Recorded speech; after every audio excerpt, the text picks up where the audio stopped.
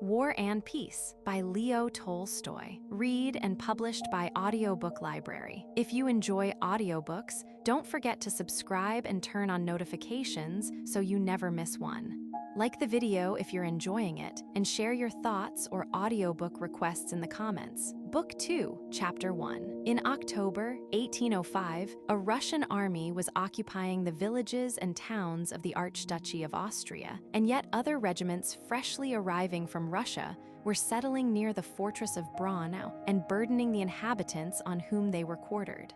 Braunau was the headquarters of the commander-in-chief, Kutuzov. On October 11, 1805, one of the infantry regiments that had just reached Braunau had halted half a mile from the town, waiting to be inspected by the commander-in-chief. Despite the un-Russian appearance of the locality and surroundings, fruit gardens, stone fences, tiled roofs, and hills in the distance, and despite the fact that the inhabitants, who gazed with curiosity at the soldiers, were not Russians, the regiment had just the appearance of any Russian regiment preparing for an inspection anywhere in the heart of Russia. On the evening of the last day's march, an order had been received that the commander-in-chief would inspect the regiment on the march. Though the words of the order were not clear to the regimental commander, and the question arose whether the troops were to be in marching order or not, it was decided at a consultation between the battalion commanders to present the regiment in parade order, on the principle that it is always better to bow too low than not bow low enough. And not only externally was all in order, but had it pleased the commander-in-chief to look under the uniforms, he would have found on every man a clean shirt, and in every knapsack the appointed number of articles, all, soap, and all, as the soldiers say. There was only one circumstance concerning which no one could be at ease. It was the state of the soldiers' boots. More than half the men's boots were in holes. But this defect was not due to any fault of the regimental commander, for in spite of repeated demands, boots had not been issued by the Austrian commissariat, and the regiment had marched some 700 miles. The commander of the regiment was an elderly, choleric, stout, and thick-set general with grizzled eyebrows and whiskers, and wider from chest to back than across the shoulders. He had on a brand new uniform, showing the creases where it had been folded and thick gold epaulets, which seemed to stand rather than lie down on his massive shoulders. He had the air of a man happily performing one of the most solemn duties of his life. He walked about in front of the line and at every step pulled himself up, slightly arching his back. It was plain that the commander admired his regiment, rejoiced in it, and that his whole mind was engrossed by it. Yet his strut seemed to indicate that, besides military matters, social interests and the fair sex occupied no small part of his thoughts. "Well, Michael Mitrich, sir," he said, addressing one of the battalion commanders who smilingly pressed forward. It was plain that they both felt happy. "We had our hands full last night. However, I think the regiment is not a bad one." The battalion commander perceived the jovial irony and laughed. "It would not be turned off the field even on the Tsaritsyn meadow." "What?" asked the commander. At that moment, on the road from the town on which signalers had been posted, two men appeared on horseback. They were an aide-de-camp followed by a Cossack. The aide-de-camp was sent to confirm the order, which had not been clearly worded the day before, namely, that the commander-in-chief wished to see the regiment just in the state in which it had been on the march, in their greatcoats and packs, and without any preparation whatever. With this object, he intended to meet the regiment, so the worse the condition it was in, the better pleased the commander-in-chief would be. Though the aide-de-camp did not know these circumstances, he nevertheless delivered the definite order that the men should be in their greatcoats and in marching order, and that the commander-in-chief would otherwise be dissatisfied. On hearing this, the regimental commander hung his head, silently shrugged his shoulders, and spread out his arms with a choleric gesture. "A fine mess we've made of it," he remarked. "There now, didn't I tell you, Michael Mitrich, that if it was said on the march, it meant in greatcoats," said he reproachfully to the battalion commander. "Oh my God," he added, stepping resolutely forward. "Company commanders," he shouted in a voice accustomed to command. "Sergeants Major, how soon will he be here?" He asked the aide-de-camp with a respectful politeness, evidently relating to the personage he was referring to. "In an hour's time, I should say." Shall we have time to change clothes? I don't know, General. The regimental commander, going up to the line himself, ordered the soldiers to change into their greatcoats. The company commanders ran off to their companies. The sergeants major began bustling. The greatcoats were not in very good condition, and instantly the squares that had up to then been in regular order and silent began to sway and stretch and hum with voices. On all sides, soldiers were running to and fro, throwing up their knapsacks with a jerk of their shoulders, and pulling the straps over their heads, unstrapping their overcoats, and drawing the sleeves on with upraised arms. In half an hour, all was again in order. Only the squares had become gray instead of black. The regimental commander walked with his jerky steps to the front of the regiment and examined it from a distance. "Whatever is this?" "This," he shouted and stood still. "Commander of the 3rd Company, Commander of the 3rd Company wanted by the General, Commander to the General, 3rd Company to the Commander." The words passed along the lines, and an adjutant ran to look for the missing officer. When the eager but misrepeated words had reached their destination in a cry of, "The General to the 3rd Company," the missing officer appeared from behind his company, and, though he was a middle-aged man and not in the habit of running, trotted awkwardly stumbling on his toes toward the General. The captain's face showed the uneasiness of a schoolboy who is told to repeat a lesson he has not learned. Spots appeared on his nose, the redness of which was evidently due to intemperance, and his mouth twitched nervously.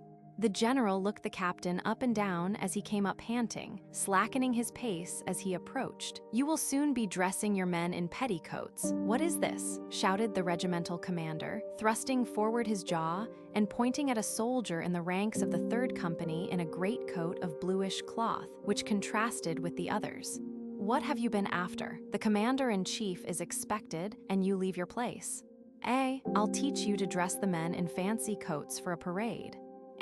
The commander of the company, with his eyes fixed on his superior, pressed 2 fingers more and more rigidly to his cap, as if in this pressure lay his only hope of salvation.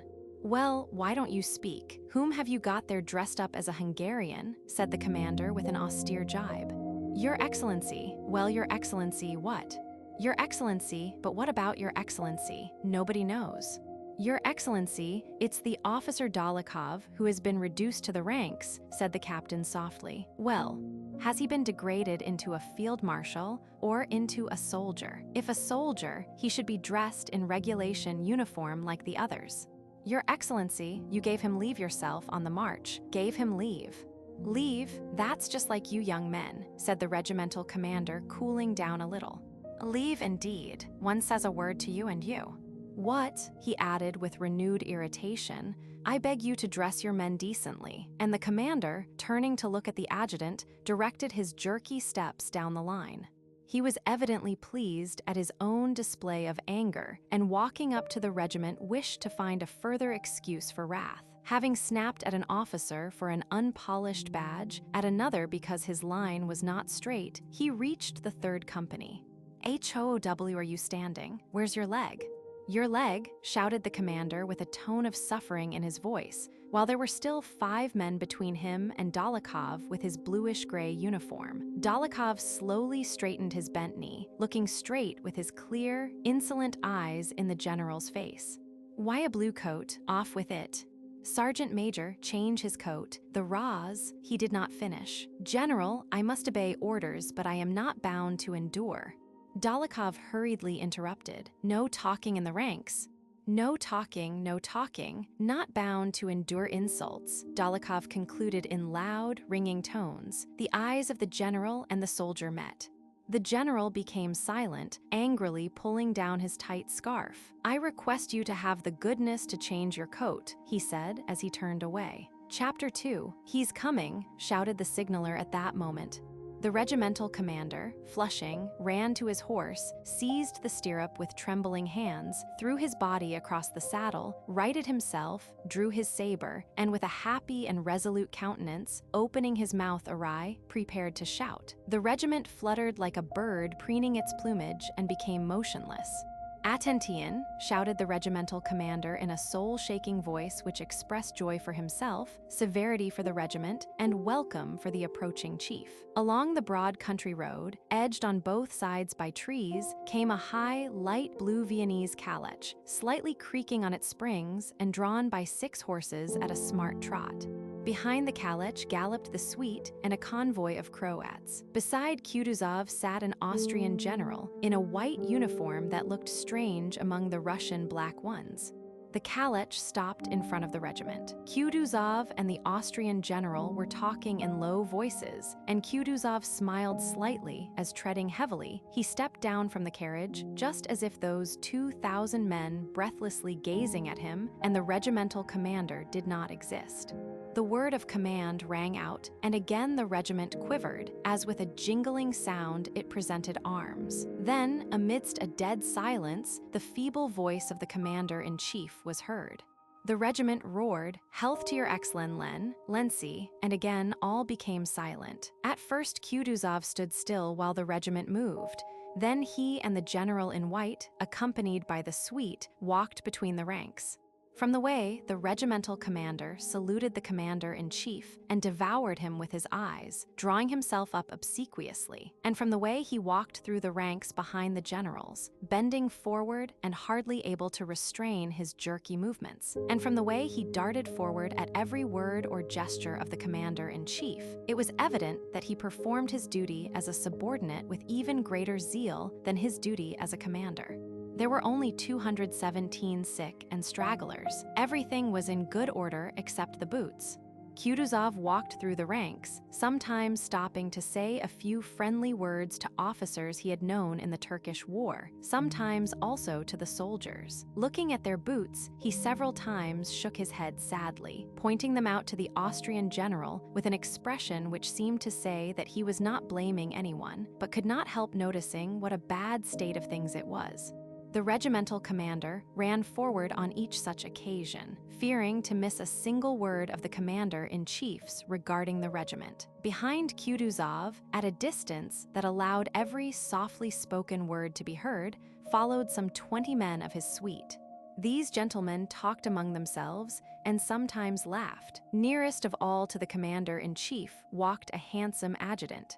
This was Prince Bolkonsky. Beside him was his comrade Nesvitsky, a tall staff officer, extremely stout, with a kindly, smiling, handsome face and moist eyes.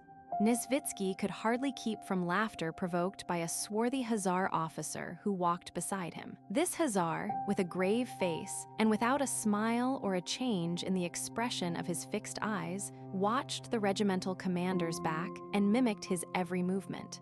Each time the commander started and bent forward, the hussar started and bent forward in exactly the same manner. Nesvitsky laughed and nudged the others to make them look at the wag.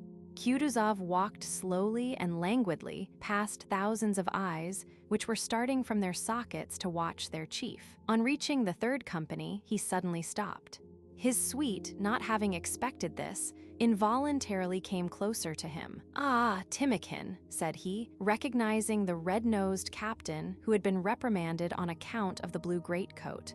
One would have thought it impossible for a man to stretch himself more than Timokhin had done when he was reprimanded by the regimental commander. But now that the commander-in-chief addressed him, he drew himself up to such an extent that it seemed he could not have sustained it had the commander-in-chief continued to look at him. And so Kutuzov, who evidently understood his case and wished him nothing but good, quickly turned away, a scarcely perceptible smile flitting over his scarred and puffy face. "A brave officer, are you satisfied with him?" he asked the regimental commander.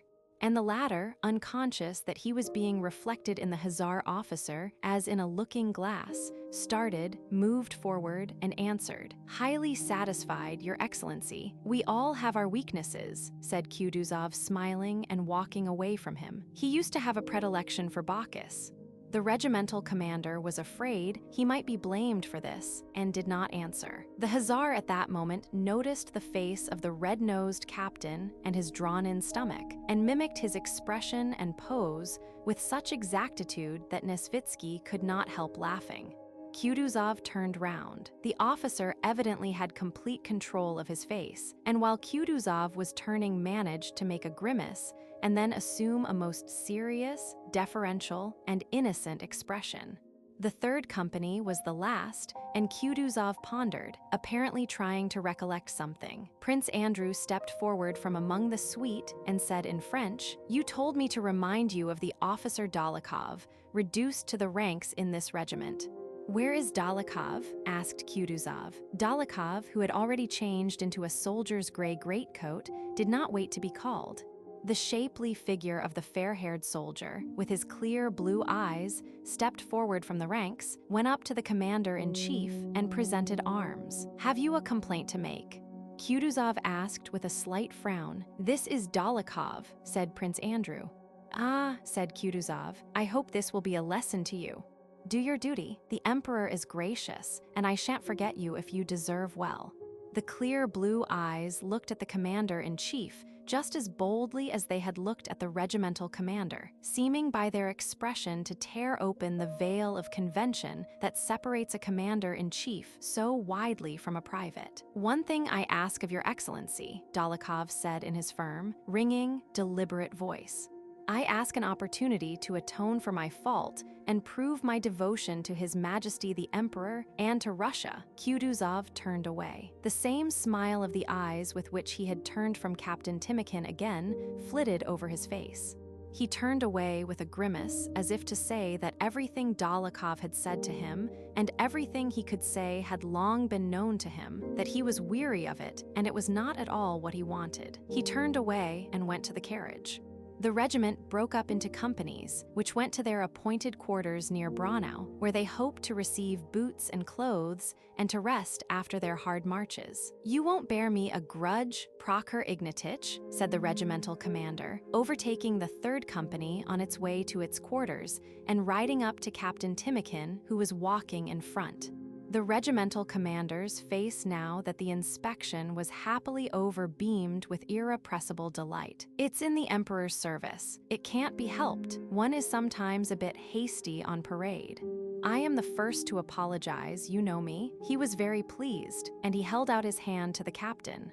"Don't mention it, General, as if I'd be so bold," replied the captain, his nose growing redder as he gave a smile which showed where two front teeth were missing that had been knocked out by the butt end of a gun at Ismail. "And tell Mr. Dolokhov that I won't forget him. He may be quite easy.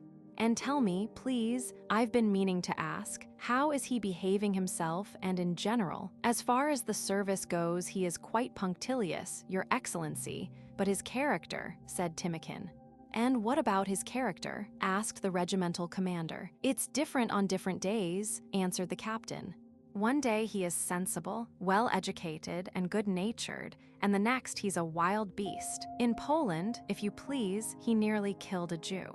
"Oh, well, well," remarked the regimental commander. "Still, one must have pity on a young man in misfortune. You know he has important connections. Well then, you just—" "I will, Your Excellency," said Timokin, showing by his smile that he understood his commander's wish. "Well, of course. The regimental commander sought out Dolokhov in the ranks and, reining in his horse, said to him, 'After the next affair, epaulets.'" Dolokhov looked round but did not say anything, nor did the mocking smile on his lips change. "Well, that's all right," continued the regimental commander. "A cup of vodka for the men from me," he added so that the soldiers could hear. "I thank you all, God be praised." And he rode past that company and overtook the next one. "Well, he's really a good fellow, one can serve under him," said Timokin to the subaltern beside him. "In a word, a hearty one," said the subaltern, laughing. The regimental commander was nicknamed King of Hearts. The cheerful mood of their officers after the inspection infected the soldiers. The company marched on gaily. The soldiers' voices could be heard on every side. And they said Kutuzov was blind of one eye, and so he is, quite blind. No, friend, he is sharper-eyed than you are. Boots and leg bands, he noticed everything. When he looked at my feet, friend, well, thinks I, and that other one with him, the Austrian, looked as if he were smeared with chalk, as white as flour. I suppose they polish him up as they do the guns." I say, Fedeshin, did he say when the battles are to begin? You were near him. Everybody said that Buonaparte himself was at Braunau. Buonaparte himself. Just listen to the fool. What he doesn't know, the Prussians are up in arms now. The Austrians, you see, are putting them down. When they've been put down, the war with Buonaparte will begin. And he says Buonaparte is in Braunau, shows you're a fool.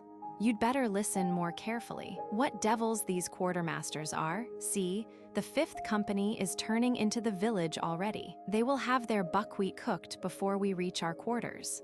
Give me a biscuit, you devil. And did you give me tobacco yesterday? That's just it, friend. Ah, well, never mind, here you are. They might call a halt here, or we'll have to do another 4 miles without eating. Wasn't it fine when those Germans gave us lifts? You just sit still and are drawn along. And here, friend, the people are quite beggarly. There they all seem to be Poles, all under the Russian crown, but here they're all regular Germans. Singers to the front, came the captain's order, and from the different ranks, some 20 men ran to the front. A drummer, their leader, turned round facing the singers and flourishing his arm, began a long drawn-out soldier's song, commencing with the words, "Morning dawned, the sun was rising," and concluding, "On then, brothers, on to glory," led by Father Kaminsky. This song had been composed in the Turkish campaign and now being sung in Austria, the only change being that the words Father Kaminsky were replaced by Father Kutuzov. Having jerked out these last words as soldiers do and waved his arms as if flinging something to the ground, the drummer, a lean, handsome soldier of 40, looked sternly at the singers and screwed up his eyes. Then, having satisfied himself that all eyes were fixed on him, he raised both arms as if carefully lifting some invisible but precious object above his head, and holding it there for some seconds, suddenly flung it down and began, "Oh, my bower, oh, my bower, oh, my bower new." The soldiers, swinging their arms and keeping time spontaneously, marched with long steps. Behind the company, the sound of wheels, the creaking of springs, and the tramp of horses' hoofs were heard. Kutuzov and his suite were returning to the town. The commander-in-chief made a sign that the men should continue to march at ease, and he and all his suite showed pleasure at the sound of the singing and the sight of the dancing soldier and the gay and smartly marching men. In the second file from the right flank, beside which the carriage passed the company, a blue-eyed soldier involuntarily attracted notice. It was Dólokhov marching with particular grace and boldness in time to the song, and looking at those driving past as if he pitied all who were not at that moment marching with the company. The hussar cornet of Kutuzov's suite, who had mimicked the regimental commander, fell back from the carriage and rode up to Dólokhov. Hussar cornet Zhirkov had at one time, in Petersburg, belonged to the wild set led by Dólokhov. Zhirkov had met Dólokhov abroad as a private and had not seen fit to recognize him, but now that Kutuzov had spoken to the gentleman ranker, he addressed him with the cordiality of an old friend. "My dear fellow, how are you?" said he through the singing, making his horse keep pace with the company. "How am I?" Dólokhov answered coldly, "I am as you see." The lively song gave a special flavor to the tone of free and easy gaiety with which Zhirkov spoke, and to the intentional coldness of Dólokhov's reply. "And how do you get on with the officers?" inquired Zhirkov. "All right, they are good fellows." "And how have you wriggled onto the staff?" "I was attached, I'm on duty." Both were silent. "She let the hawk fly upward from her wide right sleeve," went the song, arousing an involuntary sensation of courage and cheerfulness. Their conversation would probably have been different but for the effect of that song. "Is it true that Austrians have been beaten?" asked Dólokhov. "The devil only knows, they say so." "I'm glad," answered Dólokhov briefly and clearly, as the song demanded. "I say, come round some evening and we'll have a game of faro," said Zhirkov. "Why, have you too much money?" "Do come, I can't. I've sworn not to. I won't drink and won't play till I get reinstated." "Well, that's only till the first engagement. We shall see." They were again silent. "Come if you need anything." "One can at least be of use on the staff." Dólokhov smiled. "Don't trouble. If I want anything, I won't beg, I'll take it." "Well, never mind, I only." "And I only. Goodbye, good health." "It's a long, long way. To my native land." Zhirkov touched his horse with the spurs. It pranced excitedly from foot to foot, uncertain with which to start, then settled down, galloped past the company, and overtook the carriage, still keeping time to the song. Chapter 3. On returning from the review, Kutuzov took the Austrian general into his private room and, calling his adjutant, asked for some papers relating to the condition of the troops on their arrival, and the letters that had come from the Archduke Ferdinand, who was in command of the advanced army. Prince Andrew Bolkonsky came into the room with the required papers. Kutuzov and the Austrian member of the Hofkriegsrath were sitting at the table on which a plan was spread out. "Ah," said Kutuzov, glancing at Bolkonsky, as if by this exclamation he was asking the adjutant to wait, and he went on with the conversation in French. "All I can say, General," said he with a pleasant elegance of expression and intonation that obliged one to listen to each deliberately spoken word. It was evident that Kutuzov himself listened with pleasure to his own voice. "All I can say, General, is that if the matter depended on my personal wishes, the will of His Majesty the Emperor Francis would have been fulfilled long ago. I should long ago have joined the Archduke, and believe me on my honor that to me personally, it would be a pleasure to hand over the supreme command of the army into the hands of a better informed and more skillful general, of whom Austria has so many, and to lay down all this heavy responsibility. But circumstances are sometimes too strong for us, General." And Kutuzov smiled in a way that seemed to say, "You are quite at liberty not to believe me, and I don't even care whether you do or not, but you have no grounds for telling me so." And that is the whole point. The Austrian general looked dissatisfied, but had no option but to reply in the same tone. "On the contrary," he said, in a querulous and angry tone that contrasted with his flattering words, "on the contrary, Your Excellency's participation in the common action is highly valued by His Majesty. But we think the present delay is depriving the splendid Russian troops and their commander of the laurels they have been accustomed to win in their battles." He concluded his evidently prearranged sentence. Kutuzov bowed with the same smile. "But that is my conviction, and judging by the last letter with which His Highness the Archduke Ferdinand has honored me, I imagine that the Austrian troops, under the direction of so skillful a leader as General Mack, have by now already gained a decisive victory and no longer need our aid," said Kutuzov. The general frowned. Though there was no definite news of an Austrian defeat, there were many circumstances confirming the unfavorable rumors that were afloat, and so Kutuzov's suggestion of an Austrian victory sounded much like irony. But Kutuzov went on blandly smiling with the same expression, which seemed to say that he had a right to suppose so. And, in fact, the last letter he had received from Mack's army informed him of a victory and stated strategically the position of the army was very favorable. "Give me that letter," said Kutuzov, turning to Prince Andrew. "Please have a look at it." And Kutuzov, with an ironical smile about the corners of his mouth, read to the Austrian general the following passage, in German, from the Archduke Ferdinand's letter. "We have fully concentrated forces of nearly 70,000 men with which to attack and defeat the enemy should he cross the Lech. We shall therefore confidently await the moment when the Imperial Russian army will be fully equipped, and shall then, in conjunction with it, easily find a way to prepare for the enemy the fate he deserves." Kutuzov sighed deeply on finishing this paragraph and looked at the member of the Hofkriegsrath mildly and attentively. "But you know the wise maxim, Your Excellency, advising one to expect the worst," said the Austrian general, evidently wishing to have done with jests and to come to business. He involuntarily looked round at the aide-de-camp.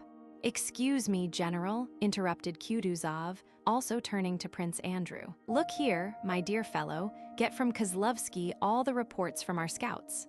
Here are 2 letters from Count Nostitz, and here is one from His Highness the Archduke Ferdinand, and here are these," he said, handing him several papers. "Make a neat memorandum in French out of all this, showing all the news we have had of the movements of the Austrian army, and then give it to His Excellency." Prince Andrew bowed his head in token of having understood from the first not only what had been said, but also what Kutuzov would have liked to tell him. He gathered up the papers and, with a bow to both, stepped softly over the carpet and went out into the waiting room. Though not much time had passed since Prince Andrew had left Russia, he had changed greatly during that period.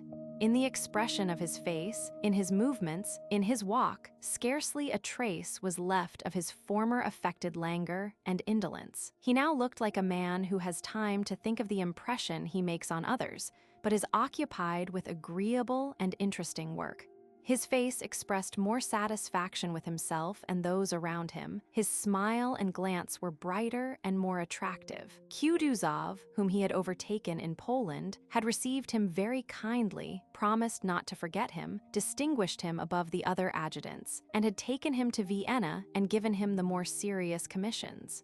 From Vienna, Kutuzov wrote to his old comrade, Prince Andrew's father, "Your son bids fair to become an officer distinguished by his industry, firmness, and expedition.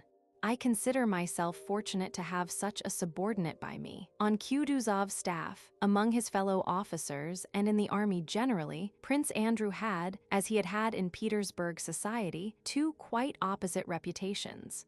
Some, a minority, acknowledged him to be different from themselves and from everyone else, expected great things of him, listened to him, admired and imitated him, and with them Prince Andrew was natural and pleasant. Others, the majority, disliked him and considered him conceited, cold, and disagreeable. But among these people, Prince Andrew knew how to take his stand so that they respected and even feared him. Coming out of Kutuzov's room into the waiting room with the papers in his hand, Prince Andrew came up to his comrade, the aide-de-camp on duty, Kozlovsky, who was sitting at the window with a book. "Well, Prince," asked Kozlovsky, "I am ordered to write a memorandum explaining why we are not advancing." "And why is it?" Prince Andrew shrugged his shoulders. "Any news from Mac? No. If it were true that he has been beaten, news would have come." "Probably," said Prince Andrew, moving toward the outer door. But at that instant, a tall Austrian general in a greatcoat, with the Order of Maria Theresa on his neck and a black bandage round his head, who had evidently just arrived, entered quickly, slamming the door. Prince Andrew stopped short. "Commander-in-Chief Kutuzov," said the newly arrived general, speaking quickly with a harsh German accent, looking to both sides and advancing straight toward the inner door. "The commander-in-chief is engaged," said Kozlovsky, going hurriedly up to the unknown general and blocking his way to the door. "Whom shall I announce?" The unknown general looked disdainfully down at Kozlovsky, who was rather short, as if surprised that anyone should not know him. "The commander-in-chief is engaged," repeated Kozlovsky calmly. The general's face clouded, his lips quivered and trembled. He took out a notebook, hurriedly scribbled something in pencil, tore out the leaf, gave it to Kozlovsky, stepped quickly to the window, and threw himself into a chair, gazing at those in the room as if asking, "Why do they look at me?" Then he lifted his head, stretched his neck as if he intended to say something, but immediately, with affected indifference, began to hum to himself, producing a queer sound which immediately broke off. The door of the private room opened, and Kutuzov appeared in the doorway. The general with the bandaged head bent forward as though running away from some danger, and, making long, quick strides with his thin legs, went up to Kutuzov. "Vous voyez le malheureux Mac," he uttered in a broken voice. Kutuzov's face, as he stood in the open doorway, remained perfectly immobile for a few moments. Then wrinkles ran over his face like a wave and his forehead became smooth again. He bowed his head respectfully, closed his eyes, silently let Mac enter his room before him, and closed the door himself behind him. The report which had been circulated that the Austrians had been beaten and that the whole army had surrendered at Ulm proved to be correct.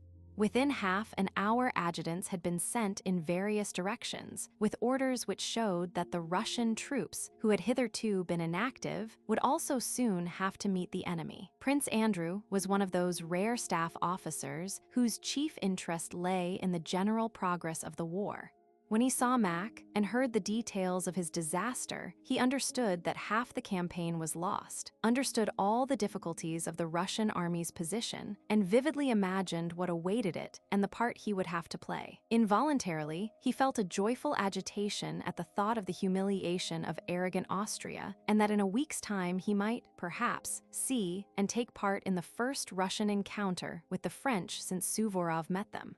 He feared that Bonaparte's genius might outweigh all the courage of the Russian troops, and at the same time could not admit the idea of his hero being disgraced. Excited and irritated by these thoughts, Prince Andrew went toward his room to write to his father, to whom he wrote every day. In the corridor, he met Nesvitsky, with whom he shared a room, and the wag Zherkov. They were as usual laughing. "Why are you so glum?" asked Nesvitsky, noticing Prince Andrew's pale face and glittering eyes. "There's nothing to be gay about," answered Bolkonsky. Just as Prince Andrew met Nesvitsky and Zherkov, there came toward them from the other end of the corridor Strach, an Austrian general who was on Kutuzov's staff in charge of the provisioning of the Russian army, and the member of the Hofkriegsrath who had arrived the previous evening. There was room enough in the wide corridor for the generals to pass the three officers quite easily, but Zherkov, pushing Nesvitsky aside with his arm, said in a breathless voice, they're coming, stand aside, make way, please make way." The generals were passing by, looking as if they wished to avoid embarrassing attentions. On the face of the wag Zherkov, there suddenly appeared a stupid smile of glee which he seemed unable to suppress. "Your Excellency," said he in German, stepping forward and addressing the Austrian general, "I have the honor to congratulate you." He bowed his head and scraped first with one foot and then with the other awkwardly, like a child at a dancing lesson. The member of the Hofkriegsrath looked at him severely, but, seeing the seriousness of his stupid smile, could not but give him a moment's attention. He screwed up his eyes, showing that he was listening. "I have the honor to congratulate you. General Mack has arrived, quite well, only a little bruised just here," he added, pointing with a beaming smile to his head. The general frowned, turned away, and went on. "Gott, why naive," said he angrily, after he had gone a few steps. "Good God, what simplicity!" Nesvitsky, with a laugh, threw his arms round Prince Andrew, but Bolkonsky, turning still paler, pushed him away with an angry look and turned to Zherkov. The nervous irritation aroused by the appearance of Mack, the news of his defeat, and the thought of what lay before the Russian army found vent in anger at Zherkov's untimely jest. "If you, sir, choose to make a buffoon of yourself," he said sharply, with a slight trembling of the lower jaw, "I can't prevent your doing so, but I warn you that if you dare to play the fool in my presence, I will teach you to behave yourself." Nesvitsky and Zherkov were so surprised by this outburst that they gazed at Bolkonsky silently with wide-open eyes. "What's the matter? I only congratulated them," said Zherkov.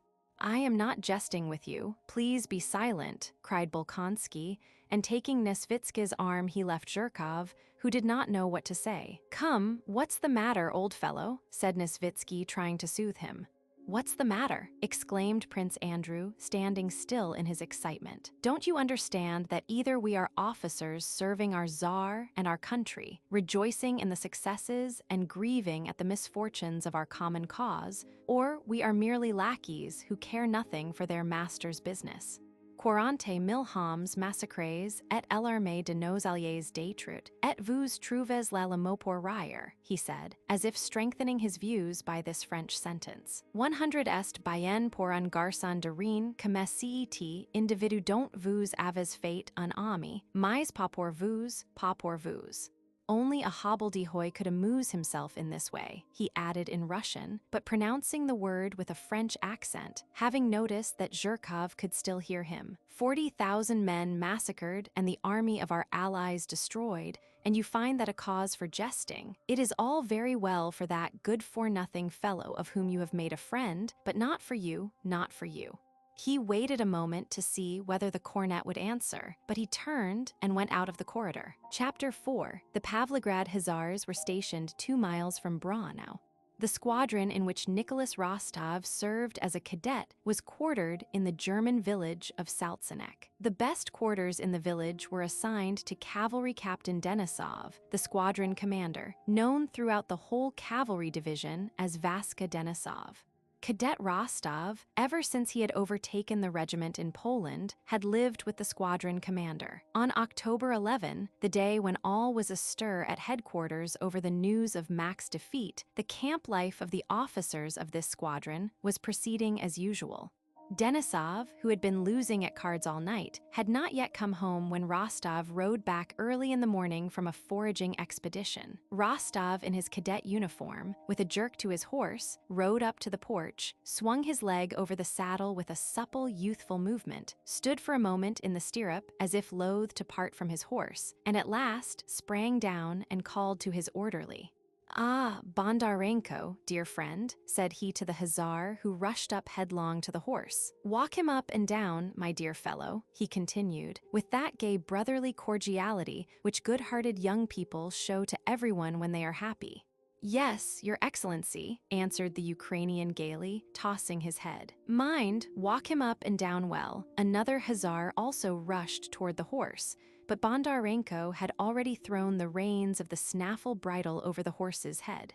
It was evident that the cadet was liberal with his tips and that it paid to serve him. Rostov patted the horse's neck, and then his flank, and lingered for a moment. "Splendid, what a horse he will be," he thought with a smile, and holding up his saber, his spurs jingling, he ran up the steps of the porch.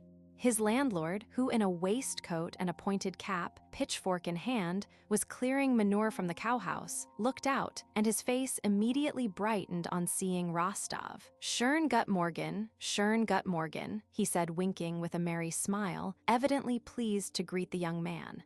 A very good morning, skon flessig," said Rostov with the same gay, brotherly smile which did not leave his eager face. "Hock Eastreicher, Hock Russen, Kaiser Alexander Hock," said he, quoting words often repeated by the German landlord. "Busy already. What about your master?" he asked Lavrushka, Denisov's orderly, whom all the regiment knew for a rogue. "Hasn't been in since the evening. Must have been losing," answered Lavrushka. "I know by now. If he wins, he comes back early to brag about it. But if he stays out till morning, it means he's lost and will come back in a rage. Will you have coffee?" "Yes, bring some." 10 minutes later, Lavrushka brought the coffee. "He's coming," said he. Now for trouble. Rostov looked out of the window and saw Denisov coming home. Denisov was a small man with a red face, sparkling black eyes, and black tousled mustache and hair. He wore an unfastened cloak, wide breeches hanging down in creases, and a crumpled shako on the back of his head. He came up to the porch gloomily, hanging his head. "Lavrushka," he shouted loudly and angrily, "take it off, blockhead." "Well, I am taking it off," replied Lavrushka's voice. "Ah, you're up already," said Denisov, entering the room. "Long ago," answered Rostov. "I have already been for the hay and have seen Fraulein Mathilda. Wheelie, and I've been losing bewother. I lost yesterday like a damned fool," cried Denisov, not pronouncing his R's. Such ill luck. As soon as you left, it began and went on." "Hullo there, T," puckering up his face though smiling, and showing his short, strong teeth, he began with stubby fingers of both hands to ruffle up his thick, tangled black hair. "And what devil made me go to that Wat?"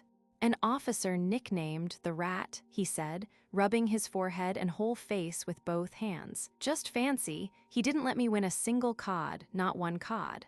He took the lighted pipe that was offered to him, gripped it in his fist, and tapped it on the floor, making the sparks fly, while he continued to shout. "He lets one win the singles and calls it as soon as one doubles it, gives the singles and snatches the doubles." He scattered the burning tobacco, smashed the pipe, and threw it away.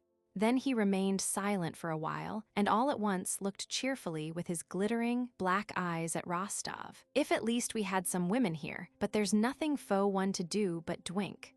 If we could only get to fighting soon. Hullo, who's there?" he said, turning to the door as he heard a tread of heavy boots and the clinking of spurs that came to a stop and a respectful cough. "The squadron quartermaster," said Lavrushka. Denisov's face puckered still more. "Wetched," he muttered, throwing down a purse with some gold in it. "Wostov, de fellow, just see how much there is left and shove the purse under the pillow," he said, and went out to the quartermaster. Rostov took the money and, mechanically arranging the old and new coins in separate piles, began counting them. "Ah, Telyanin, how d'ye do? They plucked me last night," came Denisov's voice from the next room. "Where? At Baikov S at the Rat S." "I knew it," replied a piping voice, and Lieutenant Telyanin, a small officer of the same squadron, entered the room. Rostov thrust the purse under the pillow and shook the damp little hand which was offered him. Telyanin, for some reason, had been transferred from the Guards just before this campaign. He behaved very well in the regiment, but was not liked. Rostov especially detested him and was unable to overcome or conceal his groundless antipathy to the man. "Well, young cavalryman, how is my Rook behaving?" he asked. Rook was a young horse Telyanin had sold to Rostov. The lieutenant never looked the man he was speaking to straight in the face. His eyes continually wandered from one object to another. "I saw you riding this morning," he added. "Oh, he's all right, a good horse," answered Rostov, though the horse for which he had paid 700 rubles was not worth half that sum. "He's begun to go a little lame on the left foreleg," he added. "The hoof's cracked, that's nothing. I'll teach you what to do and show you what kind of rivet to use." "Yes, please do," said Rostov. I'll show you, it's not a secret. And it's a horse you'll thank me for." "Then I'll have it brought round," said Rostov, wishing to avoid Telyanin, and he went out to give the order. In the passage, Denisov, with a pipe, was squatting on the threshold facing the quartermaster who was reporting to him. On seeing Rostov, Denisov screwed up his face and, pointing over his shoulder with his thumb to the room where Telyanin was sitting, he frowned and gave a shudder of disgust. I don't like that fellow," he said, regardless of the quartermaster's presence. Rostov shrugged his shoulders as much as to say, "Nor do I, but what's one to do?" And, having given his order, he returned to Telyanin. Telyanin was sitting in the same indolent pose in which Rostov had left him, rubbing his small white hands. "Well, there certainly are disgusting people," thought Rostov as he entered. "Have you told them to bring the horse?" asked Telyanin, getting up and looking carelessly about him. "I have." "Let us go ourselves. I only came round to ask Denisov about yesterday's order." "Have you got it, Denisov?" "Not yet." "But where are you off to?" "I want to teach this young man how to shoe a horse," said Telyanin. They went through the porch and into the stable. The lieutenant explained how to rivet the hoof and went away to his own quarters. When Rostov went back, there was a bottle of vodka and a sausage on the table. Denisov was sitting there scratching with his pen on a sheet of paper. He looked gloomily in Rostov's face and said, "I am writing to her." He leaned his elbows on the table with his pen in his hand and, evidently glad of a chance to say quicker in words what he wanted to write, told Rostov the contents of his letter. "You see, my F-weaned," he said, "we sleep when we don't love. We are children of the dust. But one falls in love, and one is a god. One is pure, as on the 5th day of Sewiation. Who's that now?" "Send him to the devil, I'm busy," he shouted to Lavrushka, who went up to him not in the least abashed. "Who should it be?" "You yourself told him to come. It's the quartermaster for the money." Denisov frowned and was about to shout some reply but stopped. "Wetched business," he muttered to himself. "How much is left in the poos?" he asked, turning to Rostov. 7 new and 3 old imperials." "Oh, it's wetched. Well, what are you standing there for, you skakwow? Call the quartermaster," he shouted to Lavrushka. "Please, Denisov, let me lend you some. I have some, you know," said Rostov, blushing. "Don't like bow-wowing from my own fellows, I don't," growled Denisov. "But if you won't accept money from me like a comrade, you will offend me." "Really, I have some," Rostov repeated. "No, I tell you." And Denisov went to the bed to get the purse from under the pillow. "Where have you put it, Wostov?" "Under the lower pillow." "It's not there." Denisov threw both pillows on the floor. "The purse was not there. That's a miracle." "Wait, haven't you dropped it?" said Rostov, picking up the pillows one at a time and shaking them. He pulled off the quilt and shook it. "The purse was not there. Dear me, can I have forgotten?" "No, I remember thinking that you kept it under your head like a treasure," said Rostov. "I put it just here." "Where is it?" he asked, turning to Lavrushka. "I haven't been in the room. It must be where you put it." "But it is. You're always like that. You throw a thing down anywhere and forget it." "Feel in your pockets." "No, if I hadn't thought of it being a treasure," said Rostov, "but I remember putting it there." Lavrushka turned all the bedding over, looked under the bed and under the table, searched everywhere, and stood still in the middle of the room. Denisov silently watched Lavrushka's movements, and when the latter threw up his arms in surprise, saying it was nowhere to be found, Denisov glanced at Rostov. "Wostov, you've not been playing schoolboy Twix." Rostov felt Denisov's gaze fixed on him, raised his eyes, and instantly dropped them again. All the blood which had seemed congested somewhere below his throat rushed to his face and eyes. He could not draw breath. "And there hasn't been anyone in the room except the lieutenant and yourselves. It must be here somewhere," said Lavrushka.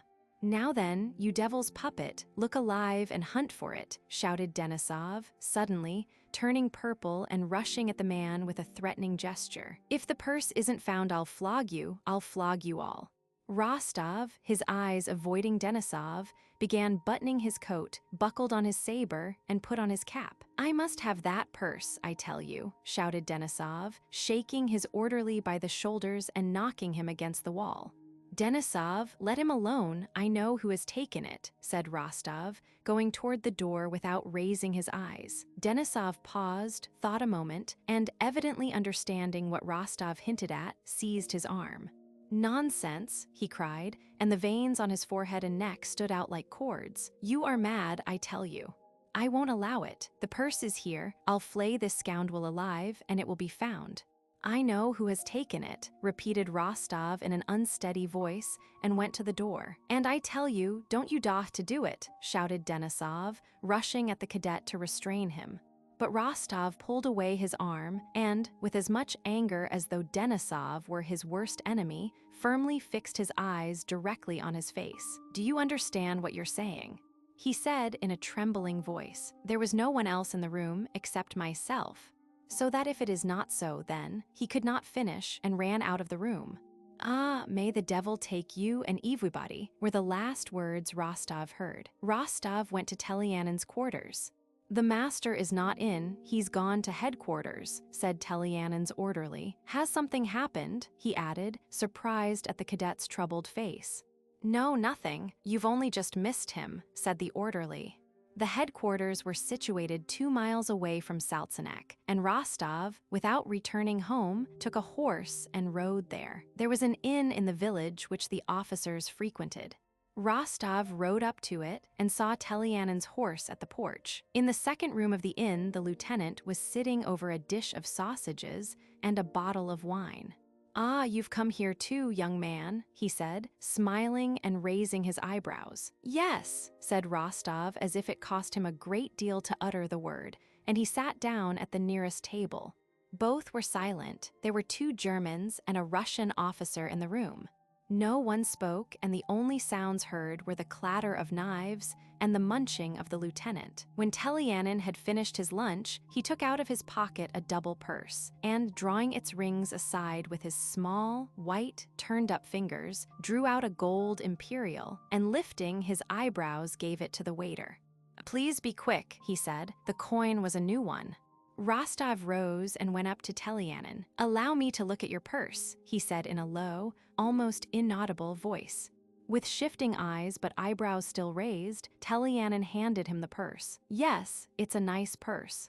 "Yes, yes," he said, growing suddenly pale, and added, "Look at it, young man." Rostov took the purse in his hand, examined it and the money in it, and looked at Telyanin.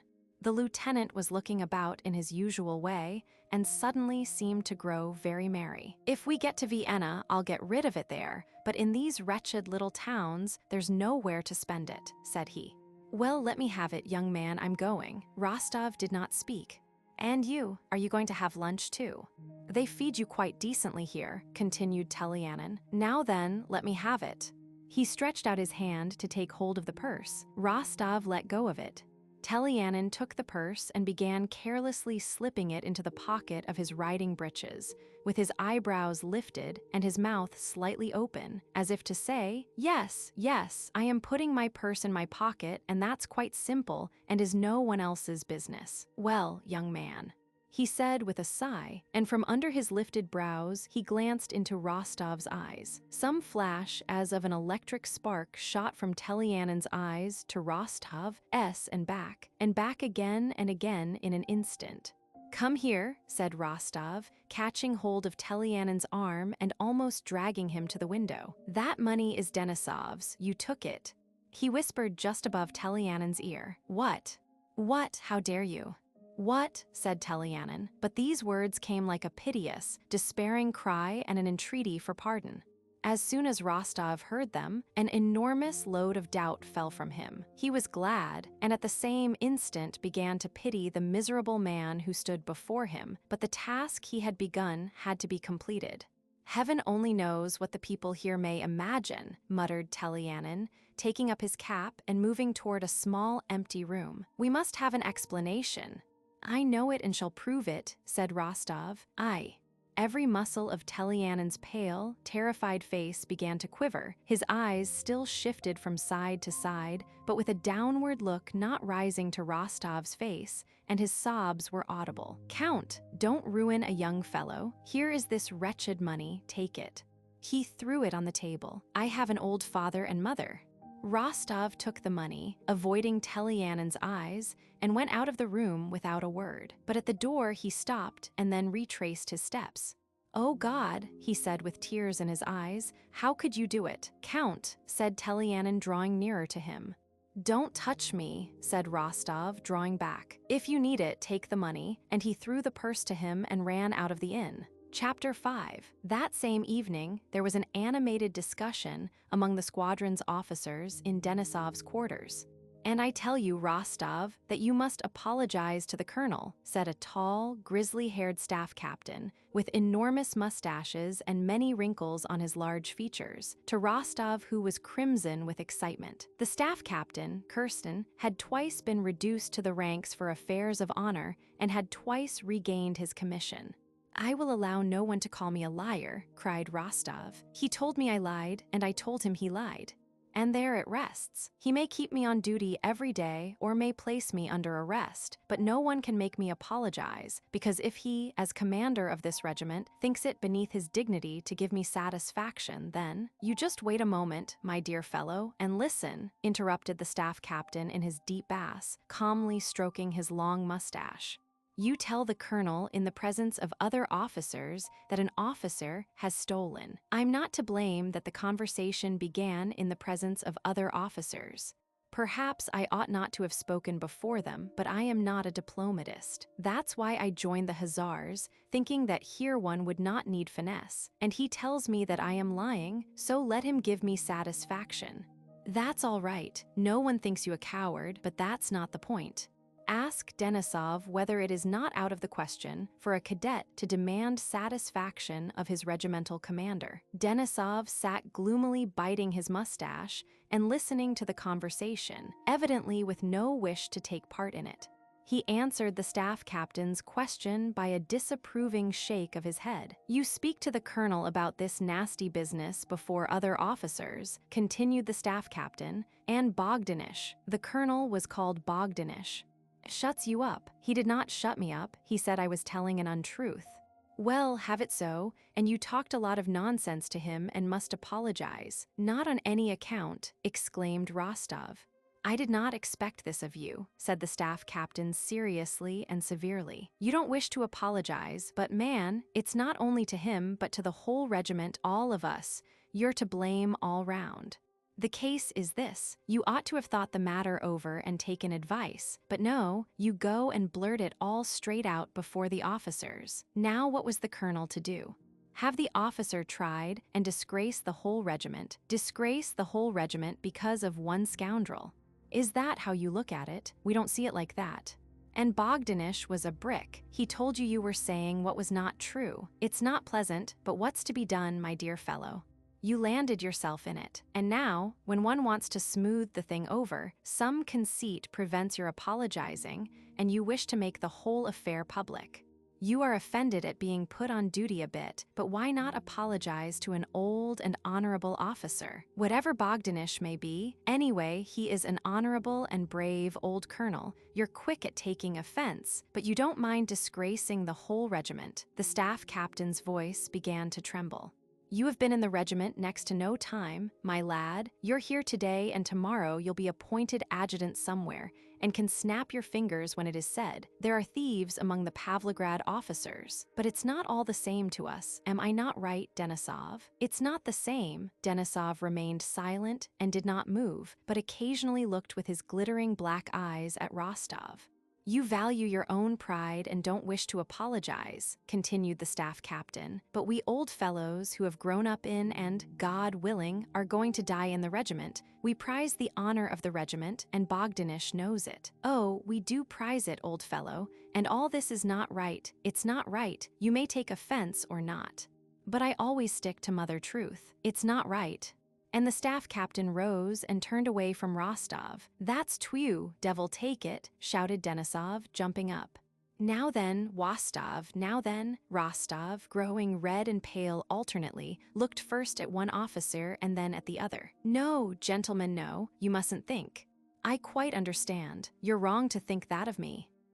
For me, for the honor of the regiment I'd. Ah well, I'll show that in action, and for me the honor of the flag.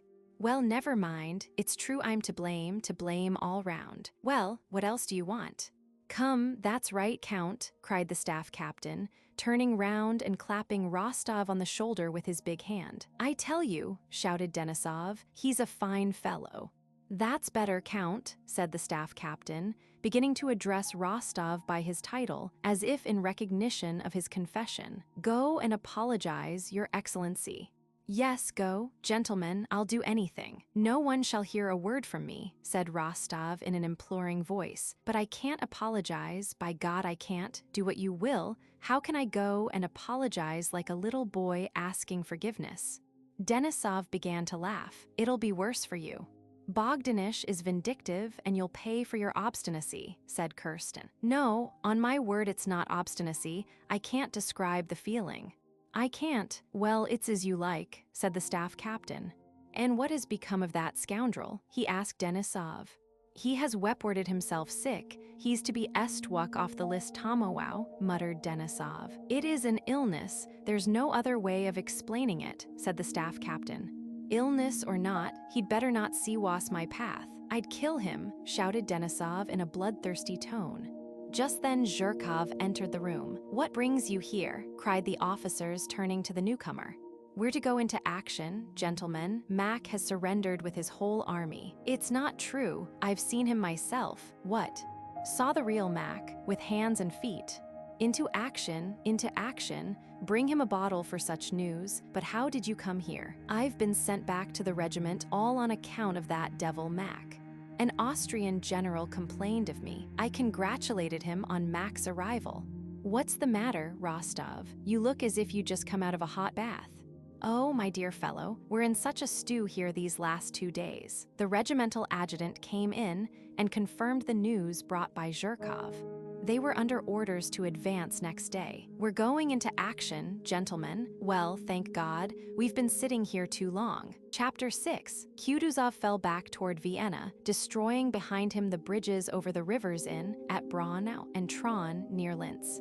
On October 23, the Russian troops were crossing the river Enns. At midday, the Russian baggage train, the artillery, and columns of troops were defiling through the town of Enns on both sides of the bridge. It was a warm, rainy, autumnal day. The wide expanse that opened out before the heights, on which the Russian batteries stood guarding the bridge, was at times veiled by a diaphanous curtain of slanting rain. And then, suddenly spread out in the sunlight, far distant objects could be clearly seen glittering as though freshly varnished. Down below, the little town could be seen with its white, red-roofed houses, its cathedral, and its bridge, on both sides of which streamed jostling masses of Russian troops. At the bend of the Danube, vessels, an island, and a castle with a park surrounded by the waters of the confluence of the Enns and the Danube became visible, and the rocky left bank of the Danube covered with pine forests, with a mystic background of green treetops and bluish gorges.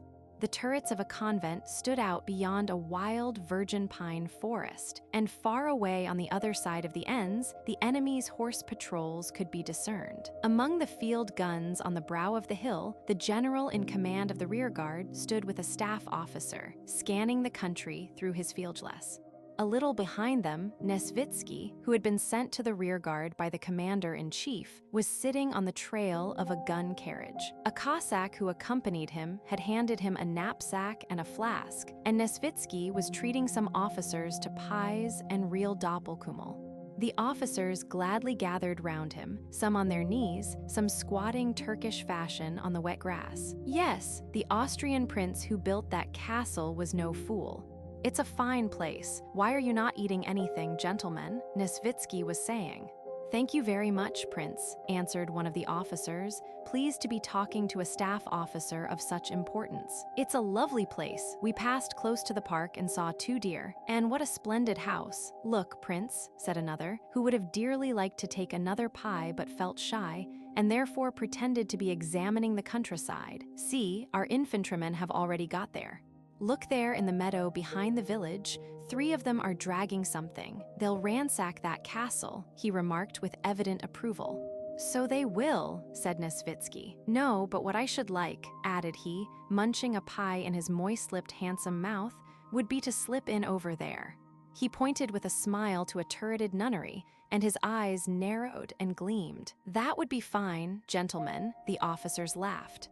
"Just to flutter the nuns a bit. They say there are Italian girls among them. On my word, I'd give 5 years of my life for it. They must be feeling dull, too," said one of the bolder officers, laughing. Meanwhile, the staff officer standing in front pointed out something to the general, who looked through his field glass. "Yes, so it is, said the general angrily, lowering the field glass and shrugging his shoulders. "So it is, they'll be fired on at the crossing. And why are they dawdling there?" On the opposite side, the enemy could be seen by the naked eye, and from their battery, a milk-white cloud arose. Then came the distant report of a shot, and our troops could be seen hurrying to the crossing. Nesvitsky rose, puffing, and went up to the general, smiling. "Would not your excellency like a little refreshment?" he said. "It's a bad business," said the general without answering him. "Our men have been wasting time. Hadn't I better ride over, your excellency?" asked Nesvitsky. "Yes, please do," answered the general, and he repeated the order that had already once been given in detail. "And tell the hussars that they are to cross last and to fire the bridge as I ordered, and the inflammable material on the bridge must be re-inspected." "Very good," answered Nesvitsky. He called the Cossack with his horse, told him to put away the knapsack and flask, and swung his heavy person easily into the saddle. "I'll really call in on the nuns," he said to the officers who watched him smilingly, and he rode off by the winding path down the hill. "Now then, let's see how far it will carry, Captain. Just try," said the general, turning to an artillery officer. "Have a little fun to pass the time. Crew, to your guns," commanded the officer. In a moment, the men came running gaily from their campfires and began loading. "1," came the command. Number 1 jumped briskly aside. The gun rang out with a deafening metallic roar, and a whistling grenade flew above the heads of our troops below the hill and fell far short of the enemy, a little smoke showing the spot where it burst. The faces of officers and men brightened up at the sound. Everyone got up and began watching the movements of our troops below, as plainly visible as if but a stone's throw away, and the movements of the approaching enemy farther off. At the same instant, the sun came fully out from behind the clouds, and the clear sound of the solitary shot and the brilliance of the bright sunshine merged in a single joyous and spirited impression. Chapter 7. 2 of the enemy's shots had already flown across the bridge, where there was a crush. Halfway across stood Prince Nesvitsky, who had alighted from his horse and whose big body was jammed against the railings. He looked back, laughing, to the Cossack, who stood a few steps behind him, holding two horses by their bridles. Each time Prince Nesvitsky tried to move on, soldiers and carts pushed him back again and pressed him against the railings, and all he could do was to smile. "What a fine fellow you are, friend," said the Cossack to a convoy soldier with a wagon who was pressing onto the infantrymen who were crowded together close to his wheels and his horses. "What a fellow, you can't wait a moment. Don't you see the general wants to pass?" But the convoyman took no notice of the word general and shouted at the soldiers who were blocking his way. "Hi there, boys, keep to the left, wait a bit." But the soldiers, crowded together shoulder to shoulder, their bayonets interlocking, moved over the bridge in a dense mass.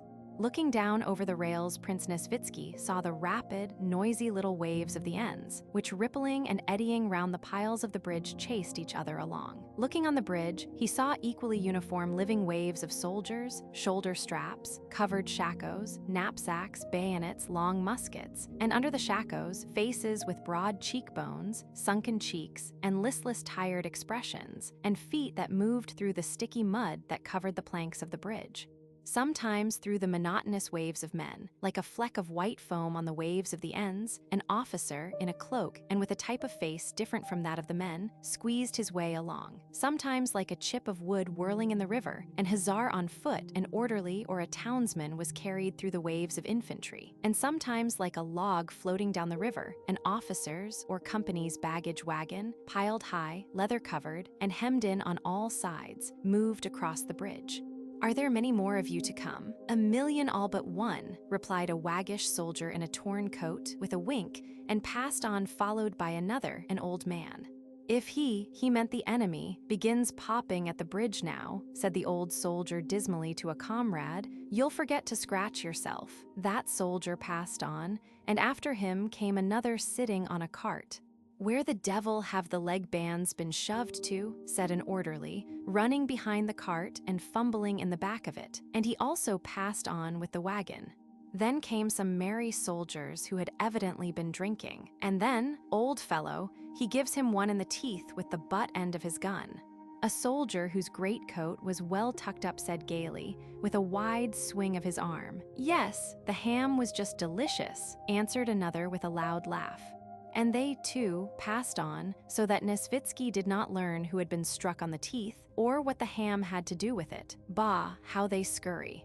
"He just sends a ball, and they think they'll all be killed," a sergeant was saying angrily and reproachfully. "As it flies past me, Daddy, the ball I mean," said a young soldier with an enormous mouth, hardly refraining from laughing, "I felt like dying of fright." "I did, 'pon my word, I got that frightened," said he, as if bragging of having been frightened. That one also passed. Then followed a cart unlike any that had gone before. It was a German cart with a pair of horses led by a German, and seemed loaded with a whole houseful of effects. A fine brindled cow with a large udder was attached to the cart behind. A woman with an unweaned baby, an old woman, and a healthy German girl with bright red cheeks were sitting on some feather beds. Evidently, these fugitives were allowed to pass by special permission. The eyes of all the soldiers turned toward the women, and while the vehicle was passing at foot pace, all the soldiers, remarks related to the two young ones. Every face bore almost the same smile, expressing unseemly thoughts about the women. "Just see, the German sausage is making tracks, too. Sell me the missus," said another soldier, addressing the German, who, angry and frightened, strode energetically along with downcast eyes. "See how smart she's made herself, oh, the devils. There, Fedotov, you should be quartered on them. I have seen as much before now, mate." "Where are you going?" asked an infantry officer who was eating an apple, also half smiling as he looked at the handsome girl. The German closed his eyes, signifying that he did not understand.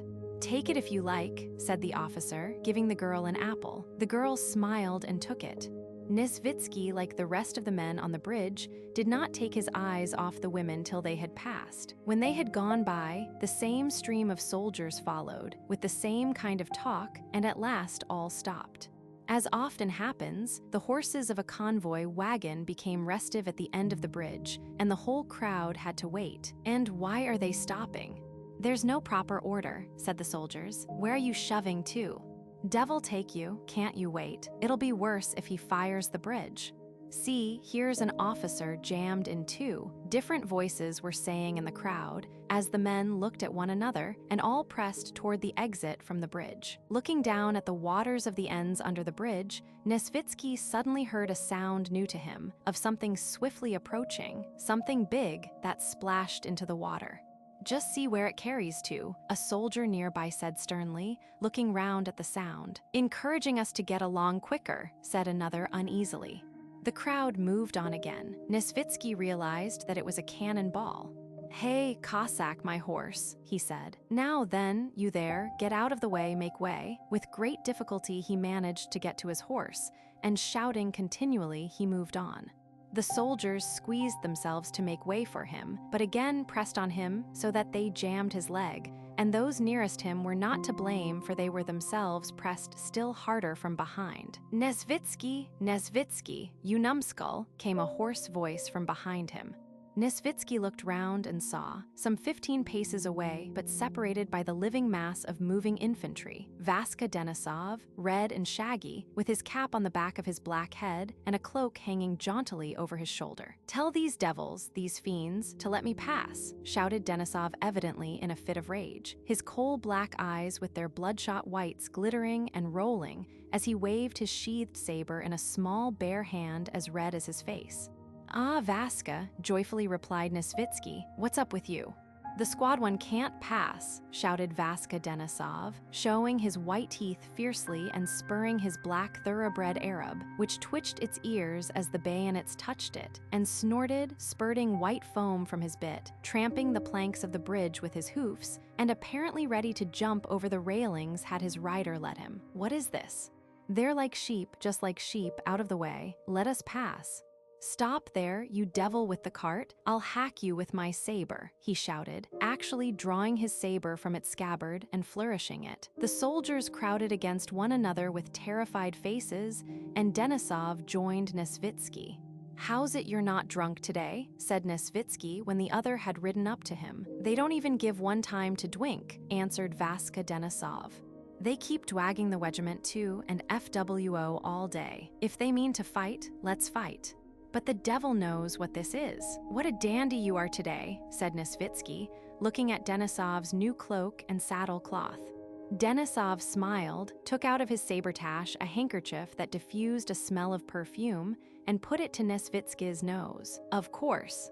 I'm going into action. I've shaved, be-washed my teeth, and scented myself." The imposing figure of Nesvitsky, followed by his Cossack, and the determination of Denisov, who flourished his sword and shouted frantically, had such an effect that they managed to squeeze through to the farther side of the bridge and stop the infantry. Beside the bridge, Nesvitsky found the colonel to whom he had to deliver the order, and having done this, he rode back. Having cleared the way, Denisov stopped at the end of the bridge. Carelessly holding in his stallion that was neighing and pawing the ground, eager to rejoin its fellows, he watched his squadron draw nearer. Then the clang of hoofs, as of several horses galloping, resounded on the planks of the bridge, and the squadron, officers in front and men four abreast, spread across the bridge and began to emerge on his side of it. The infantry who had been stopped crowded near the bridge in the trampled mud and gazed with that particular feeling of ill will, estrangement, and ridicule with which troops of different arms usually encounter one another at the clean, smart hussars who moved past them in regular order. "Smart lads, only fit for a fair," said one. "What good are they? They're led about just for show," remarked another. "Don't kick up the dust, you infantry," jested an hussar whose prancing horse had splashed mud over some foot soldiers. "I'd like to put you on a 2 days' march with a knapsack. Your fine cords would soon get a bit rubbed," said an infantryman, wiping the mud off his face with his sleeve. "Perched up there, you're more like a bird than a man. There now, Zikin, they ought to put you on a horse." "You'd look fine," said a corporal, chaffing a thin little soldier who bent under the weight of his knapsack. "Take a stick between your legs, that'll suit you for a horse," the hussar shouted back. Chapter 8. The last of the infantry hurriedly crossed the bridge, squeezing together as they approached it, as if passing through a funnel.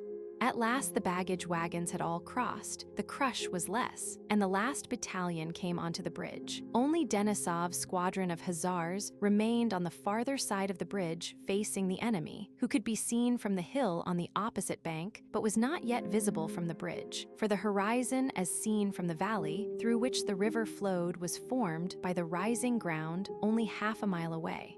At the foot of the hill lay wasteland, over which a few groups of our Cossack scouts were moving. Suddenly, on the road at the top of the high ground, artillery and troops in blue uniform were seen. These were the French, a group of Cossack scouts retired down the hill at a trot. All the officers and men of Denisov's squadron, though they tried to talk of other things and to look in other directions, thought only of what was there on the hilltop, and kept constantly looking at the patches appearing on the skyline, which they knew to be the enemy's troops. The weather had cleared again since noon, and the sun was descending brightly upon the Danube and the dark hills around it.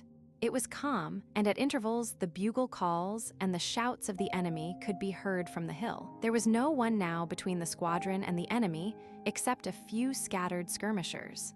An empty space of some 700 yards was all that separated them. The enemy ceased firing, and that stern, threatening, inaccessible, and intangible line which separates two hostile armies was all the more clearly felt. One step beyond that boundary line, which resembles the line dividing the living from the dead, lies uncertainty, suffering, and death. And what is there? Who is there beyond that field, that tree, that roof lit up by the sun? No one knows, but one wants to know. You fear and yet long to cross that line, and know that sooner or later it must be crossed, and you will have to find out what is there, just as you will inevitably have to learn what lies the other side of death. But you are strong, healthy, cheerful, and excited, and are surrounded by other such excitedly animated and healthy men. So thinks, or at any rate feels, anyone who comes in sight of the enemy, and that feeling gives a particular glamour and glad keenness of impression to everything that takes place at such moments. On the high ground where the enemy was, the smoke of a cannon rose, and a ball flew whistling over the heads of the Hussar squadron. The officers who had been standing together rode off to their places. The Hussars began carefully aligning their horses. Silence fell on the whole squadron. All were looking at the enemy in front and at the squadron commander, awaiting the word of command. A second and a third cannonball flew past. Evidently they were firing at the Hussars, but the balls with rapid, rhythmic whistle flew over the heads of the horsemen and fell somewhere beyond them. The Hussars did not look round, but at the sound of each shot, as at the word of command, the whole squadron with its rows of faces so alike yet so different, holding its breath while the ball flew past, rose in the stirrups and sank back again. The soldiers, without turning their heads, glanced at one another, curious to see their comrades' impression. Every face, from Denisov's to that of the bugler, showed one common expression of conflict, irritation, and excitement around chin and mouth. The quartermaster frowned, looking at the soldiers as if threatening to punish them. Cadet Mironov ducked every time a ball flew past. Rostov, on the left flank, mounted on his rook, a handsome horse despite its game leg, had the happy air of a schoolboy called up before a large audience for an examination in which he feels sure he will distinguish himself. He was glancing at everyone with a clear, bright expression, as if asking them to notice how calmly he sat under fire. But despite himself, on his face, too, that same indication of something new and stern showed round the mouth. "Who's that curtsying there? Cadet Miwanov, that's not white, look at me," cried Denisov, who, unable to keep still on one spot, kept turning his horse in front of the squadron. The black, hairy, snub-nosed face of Vaska Denisov, and his whole short, sturdy figure with the sinewy, hairy hand and stumpy fingers in which he held the hilt of his naked saber, looked just as it usually did, especially toward evening when he had emptied his second bottle. He was only redder than usual. He rode up to Kirsten. The staff captain on his broad-backed, steady mare came at a walk to meet him. His face with its long mustache was serious as always, only his eyes were brighter than usual. "Well, what about it?" said he to Denisov. "It won't come to a fight, you'll see, we shall retire." "The devil only knows what they're about," muttered Denisov. "Ah, Wostov," he cried, noticing the cadet's bright face, "you've got it at last." And he smiled approvingly, evidently pleased with the cadet. Rostov felt perfectly happy. Just then the commander appeared on the bridge. Denisov galloped up to him. "Your Excellency, let us attack them. I'll drive them off." "Attack indeed," said the colonel in a bored voice, puckering up his face as if driving off a troublesome fly. "And why are you stopping here? Don't you see the skirmishers are retreating? Lead the squadron back." The squadron crossed the bridge and drew out of range of fire without having lost a single man. The second squadron that had been in the front line followed them across, and the last Cossacks quitted the farther side of the river. The two Pavlograd squadrons, having crossed the bridge, retired up the hill one after the other. Their colonel, Karl Bogdanish Schubert, came up to Denisov's squadron and rode at a footpace not far from Rostov, without taking any notice of him, although they were now meeting for the first time since their encounter concerning Telyanin. Rostov, feeling that he was at the front and in the power of a man toward whom he now admitted that he had been to blame, did not lift his eyes from the colonel's athletic back, his nape covered with light hair and his red neck.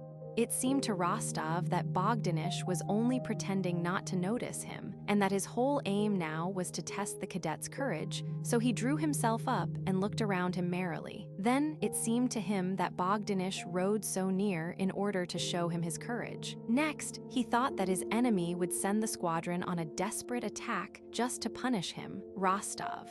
Then he imagined how, after the attack, Bogdanish would come up to him as he lay wounded and would magnanimously extend the hand of reconciliation. The high-shouldered figure of Zhirkov, familiar to the Pavlograds as he had but recently left their regiment, rode up to the colonel. After his dismissal from headquarters, Zhirkov had not remained in the regiment, saying he was not such a fool as to slave at the front when he could get more rewards by doing nothing on the staff, and had succeeded in attaching himself as an orderly officer to Prince Bagration. He now came to his former chief with an order from the commander of the rear guard. "Colonel," he said, addressing Rostov's enemy with an air of gloomy gravity and glancing round at his comrades, "there is an order to stop and fire the bridge." "An order to who?" asked the colonel morosely.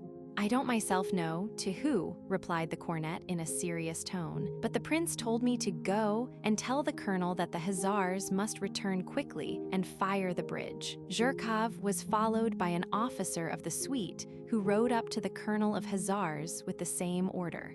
After him, the stout Nesvitsky came galloping up on a Cossack horse that could scarcely carry his weight. "How's this, colonel?" he shouted as he approached. "I told you to fire the bridge, and now someone has gone and blundered. They are all beside themselves over there, and one can't make anything out." The colonel deliberately stopped the regiment and turned to Nesvitsky. "You spoke to me of inflammable material," said he, "but you said nothing about firing it." "But, my dear sir," said Nesvitsky as he drew up, taking off his cap and smoothing his hair wet with perspiration with his plump hand, "was I telling you to fire the bridge when inflammable material had been put in position? I am not your dear sir, Mr. Staff Officer, and you did not tell me to burn the bridge. I know the service, and it is my habit orders strictly to obey. You said the bridge would be burned, but who would burn it, I could not know by the Holy Spirit." "Ah, that's always the way," said Nesvitsky with a wave of the hand. "How did you get here?" said he, turning to Zhirkov. "On the same business. But you are damp, let me wring you out. You were saying, Mr. Staff Officer," continued the colonel in an offended tone. "Colonel," interrupted the officer of the suite, "you must be quick or the enemy will bring up his guns to use grape shot." The colonel looked silently at the officer of the suite, at the stout staff officer, and at Zhirkov, and he frowned. "I will the bridge fire," he said in a solemn tone, as if to announce that in spite of all the unpleasantness he had to endure, he would still do the right thing. Striking his horse with his long, muscular legs, as if it were to blame for everything, the colonel moved forward and ordered the second squadron, that in which Rostov was serving under Denisov, to return to the bridge. "There, it's just as I thought," said Rostov to himself. "He wishes to test me." His heart contracted and the blood rushed to his face. "Let him see whether I am a coward," he thought. Again, on all the bright faces of the squadron, the serious expression appeared that they had worn when under fire. Rostov watched his enemy, the colonel, closely to find in his face confirmation of his own conjecture, but the colonel did not once glance at Rostov and looked as he always did when at the front, solemn and stern. Then came the word of command. Look sharp," several voices repeated around him, their sabers catching in the bridles and their spurs jingling. The hussars hastily dismounted, not knowing what they were to do. The men were crossing themselves. Rostov no longer looked at the colonel. He had no time. He was afraid of falling behind the hussars, so much afraid that his heart stood still. His hand trembled as he gave his horse into an orderly's charge, and he felt the blood rush to his heart with a thud. Denisov rode past him, leaning back and shouting something. Rostov saw nothing but the hussars running all around him, their spurs catching and their sabers clattering. "Stretchers!" shouted someone behind him. Rostov did not think what this call for stretchers meant. He ran on, trying only to be ahead of the others, but just at the bridge, not looking at the ground, he came on some sticky, trodden mud, stumbled and fell on his hands. The others outstripped him.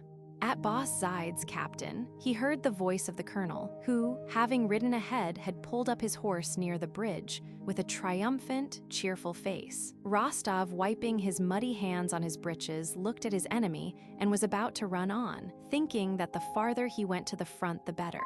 But Bogdanish, without looking at or recognizing Rostov, shouted to him, "Who's that running on the middle of the bridge? To the right, come back, cadet," he cried angrily, and turning to Denisov, who, showing off his courage, had ridden on to the planks of the bridge. "Why run risks, Captain?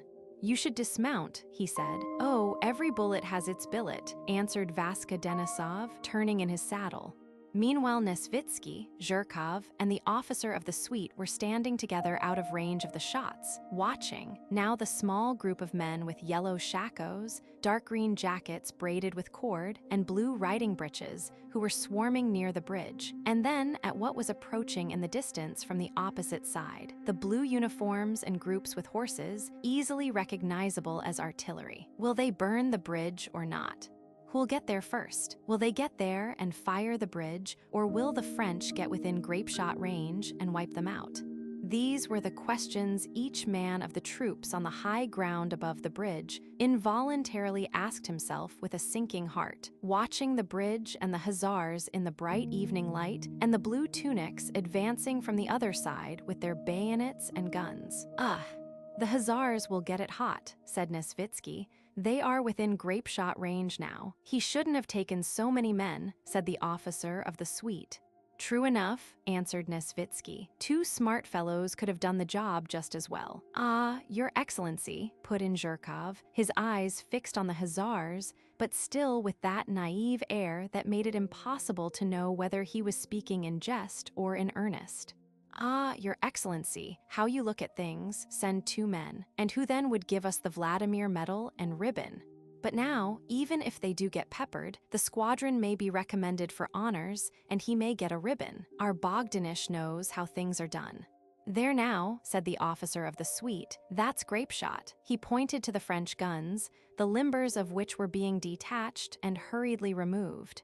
On the French side, amid the groups with cannon, a cloud of smoke appeared, then a second and a third almost simultaneously. And at the moment when the first report was heard, a fourth was seen. Then 2 reports, one after another, and a third.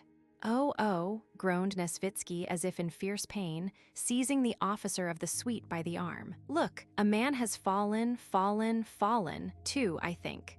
"If I were Tsar, I would never go to war," said Nesvitsky, turning away. The French guns were hastily reloaded. The infantry in their blue uniforms advanced toward the bridge at a run. Smoke appeared again, but at irregular intervals, and grape-shot cracked and rattled onto the bridge. But this time, Nesvitsky could not see what was happening there, as a dense cloud of smoke arose from it. The Hussars had succeeded in setting it on fire, and the French batteries were now firing at them, no longer to hinder them, but because the guns were trained and there was someone to fire at. The French had time to fire 3 rounds of grape shot before the Hussars got back to their horses. 2 were misdirected, and the shot went too high, but the last round fell in the midst of a group of Hussars and knocked 3 of them over. Rostov, absorbed by his relations with Bogdanish, had paused on the bridge, not knowing what to do. There was no one to hew down, as he had always imagined battles to himself, nor could he help to fire the bridge, because he had not brought any burning straw with him like the other soldiers. He stood looking about him, when suddenly he heard a rattle on the bridge as if nuts were being spilt, and the Hussar nearest to him fell against the rails with a groan. Rostov ran up to him with the others. Again someone shouted, "Stretchers!" 4 men seized the Hussar and began lifting him. "Ooh, for Christ's sake let me alone," cried the wounded man, but still he was lifted and laid on the stretcher. Nicholas Rostov turned away and, as if searching for something, gazed into the distance, at the waters of the Danube, at the sky, and at the sun. How beautiful the sky looked! How blue, how calm, and how deep, how bright and glorious was the setting sun, with what soft glitter the waters of the distant Danube shone.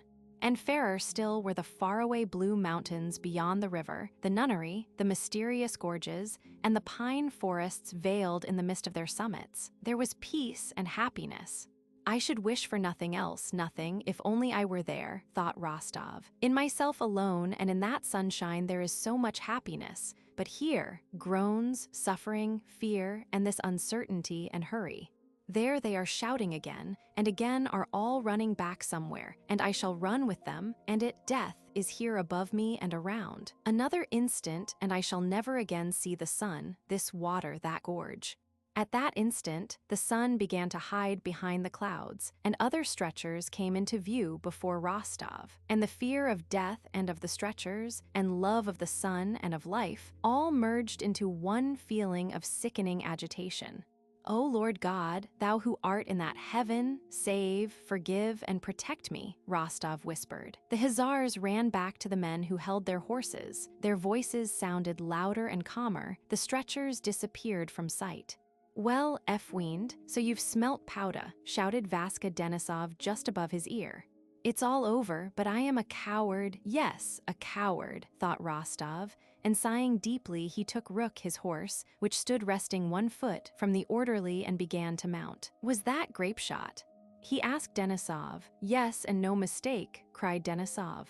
"You worked like regular bewicks, and it's nasty work, and attack's pleasant work, hacking away at the dogs, but this sort of thing is the very devil, with them shooting at you like a target." And Denisov rode up to a group that had stopped near Rostov, composed of the colonel, Nesvitsky, Zhirkov, and the officer from the suite. Well, it seems that no one has noticed, thought Rostov, and this was true. No one had taken any notice, for everyone knew the sensation which the cadet under fire for the first time had experienced. "Here's something for you to report," said Zhirkov. "See if I don't get promoted to a sublieutenancy. Inform the prince that I the bridge fired," said the colonel triumphantly and gaily.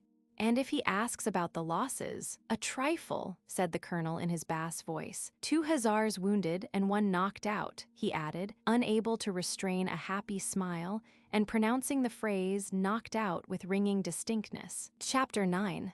There had been actions at Lambach, Amstetten, and Melk, but despite the courage and endurance, acknowledged even by the enemy, with which the Russians fought, the only consequence of these actions was a yet more rapid retreat. Austrian troops that had escaped capture at Ulm and had joined Kutuzov at Braunau now separated from the Russian army, and Kutuzov was left with only his own weak and exhausted forces. The defense of Vienna was no longer to be thought of. Instead of an offensive, the plan of which, carefully prepared in accord with the modern science of strategics, had been handed to Kutuzov when he was in Vienna by the Austrian Hofkriegsrath, the sole and almost unattainable aim remaining for him was to effect a junction with the forces that were advancing from Russia without losing his army as Mack had done at Ulm. On the 28th of October, Kutuzov with his army crossed to the left bank of the Danube and took up a position for the first time with the river between himself and the main body of the French. On the 30th, he attacked Mortier's division, which was on the left bank, and broke it up. In this action, for the first time trophies were taken: banners, cannon, and 2 enemy generals. For the first time, after a fortnight's retreat, the Russian troops had halted, and after a fight had not only held the field but had repulsed the French. Though the troops were ill-clad, exhausted, and had lost a third of their number in killed, wounded, sick, and stragglers, though a number of sick and wounded had been abandoned on the other side of the Danube, with a letter in which Kutuzov entrusted them to the humanity of the enemy. Prince Andrew during the battle had been in attendance on the Austrian General Schmidt, who was killed in the action. His horse had been wounded under him, and his own arm slightly grazed by a bullet. As a mark of the commander-in-chief's special favor, he was sent with the news of this victory to the Austrian court, now no longer at Vienna, which was threatened by the French, but at Brünn. Despite his apparently delicate build, Prince Andrew could endure physical fatigue far better than many very muscular men. And on the night of the battle, having arrived at Krems excited but not weary, with dispatches from Dokhturov to Kutuzov, he was sent immediately with a special dispatch to Brünn. To be so sent meant not only a reward, but an important step toward promotion. The night was dark but starry. The road showed black in the snow that had fallen the previous day, the day of the battle. Reviewing his impressions of the recent battle, picturing pleasantly to himself the impression his news of a victory would create, or recalling the send-off given him by the commander-in-chief and his fellow officers, Prince Andrew was galloping along in a post-chaise, enjoying the feelings of a man who has at length begun to attain a long-desired happiness. As soon as he closed his eyes, his ears seemed filled with the rattle of the wheels and the sensation of victory. Then he began to imagine that the Russians were running away and that he himself was killed, but he quickly roused himself with a feeling of joy, as if learning afresh that this was not so, but that, on the contrary, the French had run away. He again recalled all the details of the victory and his own calm courage during the battle, and feeling reassured, he dozed off. The dark, starry night was followed by a bright, cheerful morning. The snow was thawing in the sunshine, the horses galloped quickly, and on both sides of the road were forests of different kinds, fields, and villages. At one of the post stations, he overtook a convoy of Russian wounded. The Russian officer in charge of the transport lolled back in the front cart, shouting and scolding a soldier with coarse abuse. In each of the long German carts, 6 or more pale, dirty, bandaged men were being jolted over the stony road. Some of them were talking, he heard Russian words. Others were eating bread. The more severely wounded looked silently, with the languid interest of sick children, at the envoy hurrying past them. Prince Andrew told his driver to stop and asked a soldier in what action they had been wounded. "Day before yesterday, on the Danube," answered the soldier. Prince Andrew took out his purse and gave the soldier 3 gold pieces. "That's for them all," he said to the officer who came up. "Get well soon, lads," he continued, turning to the soldiers. "There's plenty to do still." "What news, sir?" asked the officer, evidently anxious to start a conversation. "Good news! Go on," he shouted to the driver, and they galloped on. It was already quite dark when Prince Andrew rattled over the paved streets of Brünn and found himself surrounded by high buildings, the lights of shops, houses, and street lamps, fine carriages, and all that atmosphere of a large and active town which is always so attractive to a soldier after camp life. Despite his rapid journey and sleepless night, Prince Andrew, when he drove up to the palace, felt even more vigorous and alert than he had done the day before. Only his eyes gleamed feverishly, and his thoughts followed one another with extraordinary clearness and rapidity. He again vividly recalled the details of the battle, no longer dim, but definite, and in the concise form in which he imagined himself stating them to the Emperor Francis. He vividly imagined the casual questions that might be put to him and the answers he would give. He expected to be at once presented to the emperor. At the chief entrance to the palace, however, an official came running out to meet him, and learning that he was a special messenger, led him to another entrance. To the right from the corridor, you are Hochgeboren, there you will find the adjutant on duty, said the official. He will conduct you to the Minister of War. The adjutant on duty, meeting Prince Andrew, asked him to wait and went in to the Minister of War.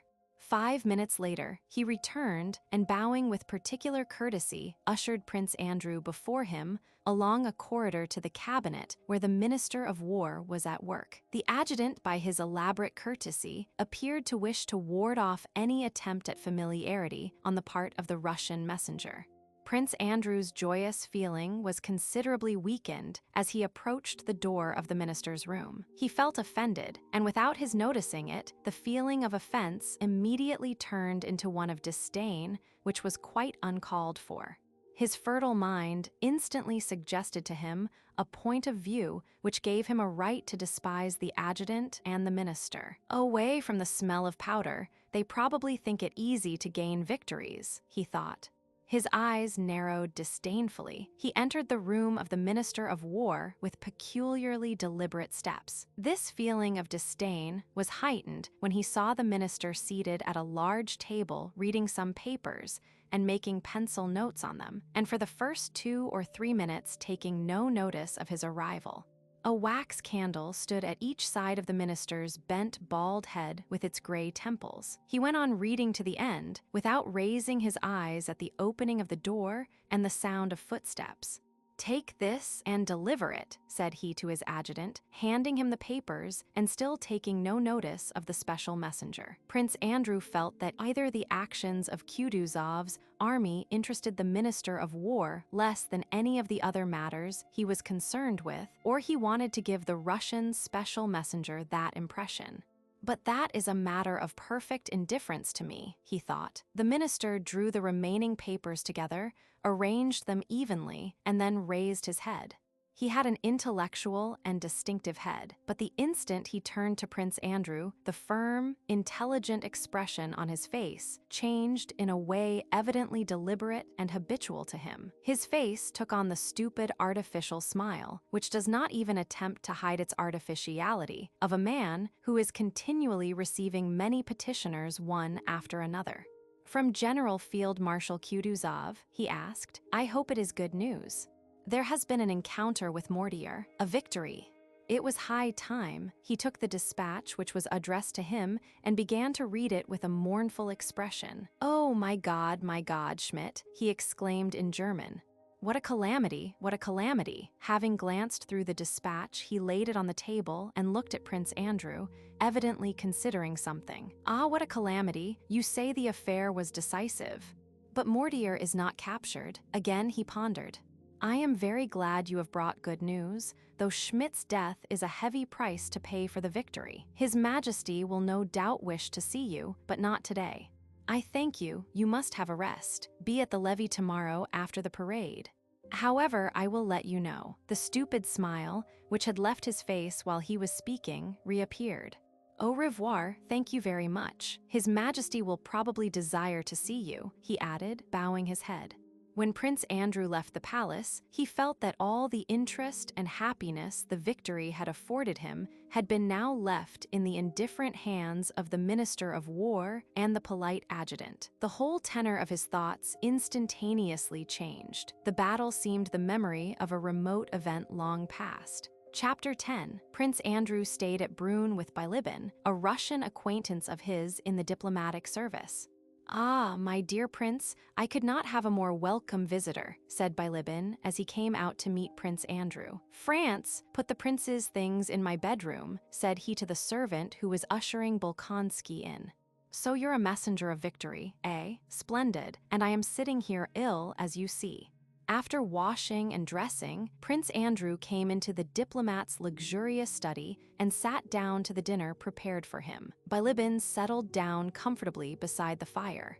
After his journey and the campaign during which he had been deprived of all the comforts of cleanliness and all the refinements of life, Prince Andrew felt a pleasant sense of repose among luxurious surroundings such as he had been accustomed to from childhood. Besides, it was pleasant, after his reception by the Austrians, to speak if not in Russian, for they were speaking French, at least with a Russian who would, he supposed, share the general Russian antipathy to the Austrians, which was then particularly strong.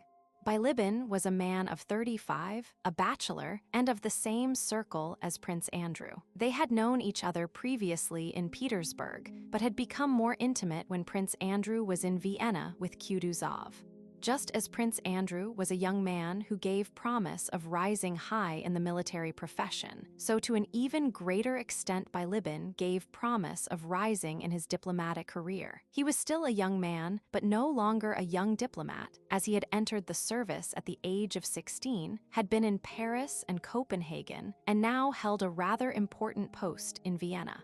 Both the foreign minister and our ambassador in Vienna knew him and valued him. He was not one of those many diplomats who are esteemed because they have certain negative qualities, avoid doing certain things, and speak French. He was one of those who, liking work, knew how to do it, and despite his indolence would sometimes spend a whole night at his writing table. He worked well whatever the import of his work. It was not the question what for, but the question how that interested him. What the diplomatic matter might be he did not care, but it gave him great pleasure to prepare a circular, memorandum, or report skillfully, pointedly, and elegantly. Bilibin's services were valued not only for what he wrote, but also for his skill in dealing and conversing with those in the highest spheres. Bilibin liked conversation as he liked work, only when it could be made elegantly witty. In society, he always awaited an opportunity to say something striking and took part in a conversation only when that was possible. His conversation was always sprinkled with wittily original, finished phrases of general interest. These sayings were prepared in the inner laboratory of his mind in a portable form as if intentionally, so that insignificant society people might carry them from drawing room to drawing room. And, in fact, Bilibin's witticisms were hawked about in the Viennese drawing rooms and often had an influence on matters considered important. His thin, worn, sallow face was covered with deep wrinkles, which always looked as clean and well-washed as the tips of one's fingers after a Russian bath. The movement of these wrinkles formed the principal play of expression on his face. Now his forehead would pucker into deep folds and his eyebrows were lifted. Then his eyebrows would descend and deep wrinkles would crease his cheeks. His small, deep-set eyes always twinkled and looked out straight. "Well, now tell me about your exploits," said he. Bolkonsky, very modestly without once mentioning himself, described the engagement and his reception by the Minister of War. "They received me and my news as one receives a dog in a game of skittles," said he in conclusion. Bilibin smiled and the wrinkles on his face disappeared. "Cependant, mon cher," he remarked, examining his nails from a distance and puckering the skin above his left eye, "malgré la haute estime que j'y professe pour the Orthodox Russian army. J'avoue que votre victoire en est pas des plus victorieuses. But my dear fellow, with all my respect for the Orthodox Russian army, I must say that your victory was not particularly victorious." He went on talking in this way in French, uttering only those words in Russian on which he wished to put a contemptuous emphasis. "Come now, you with all your forces fall on the unfortunate Mortier and his one division, and even then Mortier slips through your fingers, where's the victory?" "But seriously," said Prince Andrew, "we can at any rate say without boasting that it was a little better than at Ulm. Why didn't you capture one, just one, marshal for us?" "Because not everything happens as one expects or with the smoothness of a parade. We had expected, as I told you, to get at their rear by 7 in the morning, but had not reached it by 5 in the afternoon." "And why didn't you do it at 7 in the morning? You ought to have been there at 7 in the morning," returned Bilibin with a smile. You ought to have been there at 7 in the morning. Why did you not succeed in impressing on Bonaparte by diplomatic methods that he had better leave Genoa alone?" retorted Prince Andrew in the same tone. "I know," interrupted Bilibin. "You're thinking it's very easy to take marshals. Sitting on a sofa by the fire, that is true, but still, why didn't you capture him? So don't be surprised if not only the Minister of War, but also His Most August Majesty, the Emperor and King Francis, is not much delighted by your victory. Even I, a poor secretary of the Russian embassy, do not feel any need in token of my joy to give my France a thaler, or let him go with his Liebchen to the Praetor. True, we have no Praetor here." He looked straight at Prince Andrew and suddenly unwrinkled his forehead. "It is now my turn to ask you why." "Mon cher," said Bolkonsky, "I confess I do not understand. Perhaps there are diplomatic subtleties here beyond my feeble intelligence, but I can't make it out. Mac loses a whole army. The Archduke Ferdinand and the Archduke Karl give no signs of life and make blunder after blunder. Kutuzov alone at last gains a real victory, destroying the spell of the invincibility of the French, and the Minister of War does not even care to hear the details. That's just it, my dear fellow. You see, it's hurrah for the Tsar, for Russia, for the Orthodox Greek faith, all that is beautiful. But what do we, I mean the Austrian court, care for your victories? Bring us nice news of a victory by the Archduke Karl or Ferdinand. One Archduke is as good as another, as you know, and even if it is only over a fire brigade of Bonaparte, that will be another story and will fire off some cannon, but this sort of thing seems done on purpose to vex us. The Archduke Karl does nothing, the Archduke Ferdinand disgraces himself.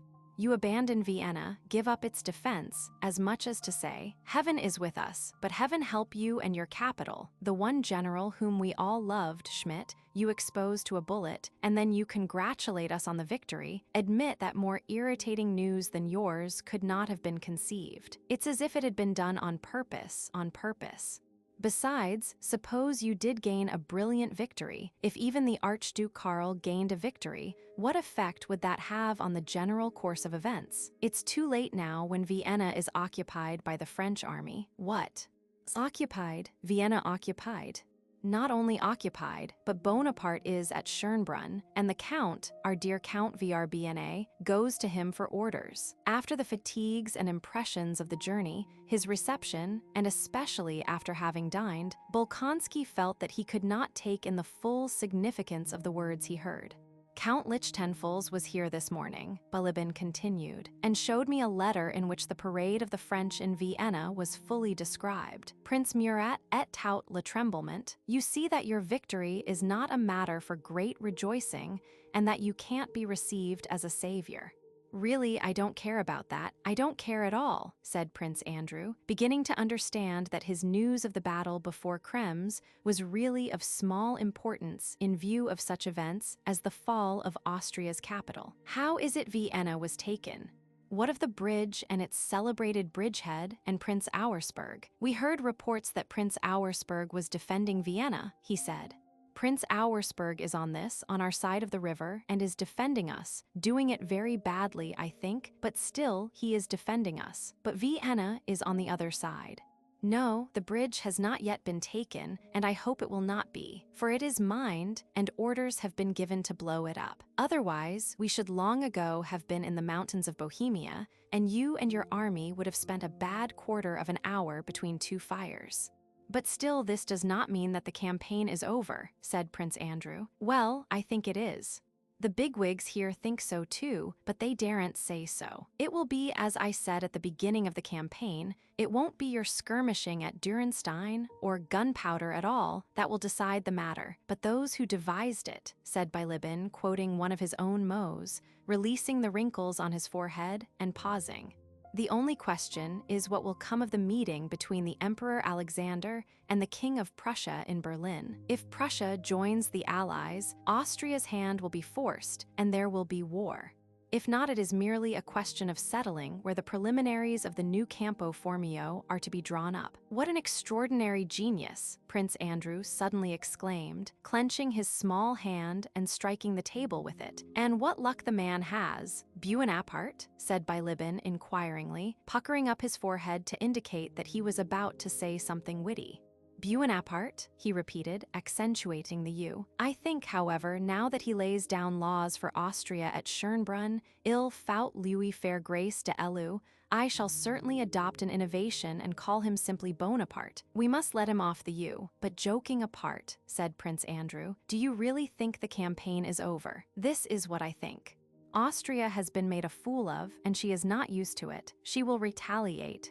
And she has been fooled in the first place because her provinces have been pillaged. They say the Holy Russian army loots terribly. Her army is destroyed, her capital taken, and all this for the beau you of his Sardinian Majesty. And therefore, this is between ourselves. I instinctively feel that we are being deceived. My instinct tells me of negotiations with France and projects for peace, a secret peace concluded separately. Fine eyes. Impossible, cried Prince Andrew. That would be too base. If we live, we shall see, replied Bilibin, his face again becoming smooth as a sign that the conversation was at an end.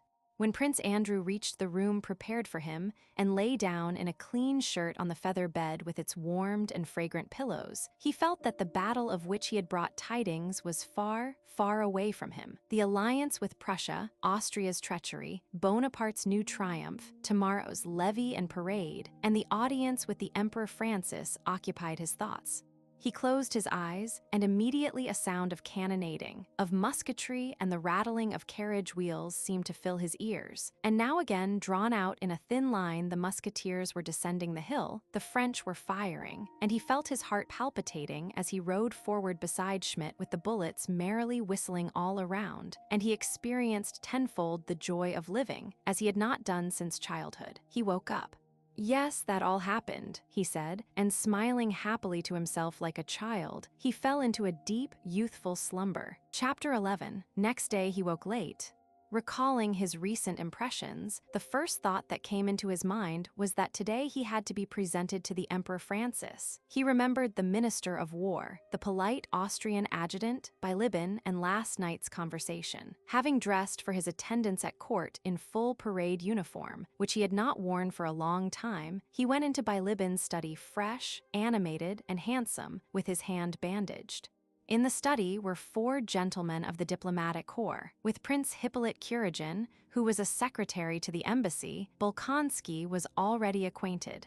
Bilibin introduced him to the others. The gentlemen assembled at Bilibin's were young, wealthy, gay society men, who here, as in Vienna, formed a special set which Bilibin, their leader, called Les Nodders.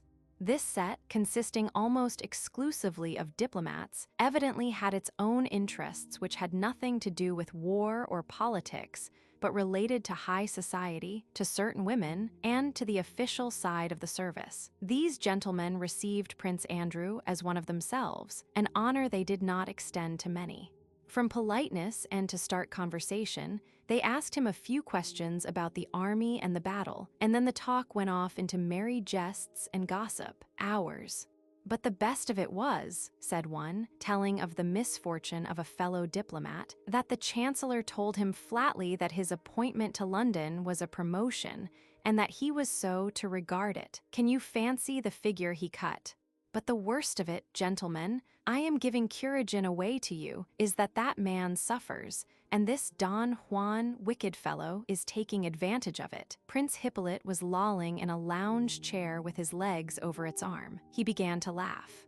Tell me about that, he said. Oh, you Don Juan, you serpent, cried several voices. You, Bolkonsky, don't know, said Bilibin turning to Prince Andrew, that all the atrocities of the French army, I nearly said of the Russian army, are nothing compared to what this man has been doing among the women. La femme est la compagne de l'homme, announced Prince Hippolyte, and began looking through a lorgnette at his elevated legs. Woman is man's companion. Bilibin and the rest of ours burst out laughing in Hippolyte's face, and Prince Andrew saw that Hippolyte, of whom, he had to admit, he had almost been jealous on his wife's account, was the butt of this set. "Oh, I must give you a treat," Bilibin whispered to Bolkonsky. "Kuragin is exquisite when he discusses politics. You should see his gravity." He sat down beside Hippolyte and, wrinkling his forehead, began talking to him about politics. Prince Andrew and the others gathered round these two.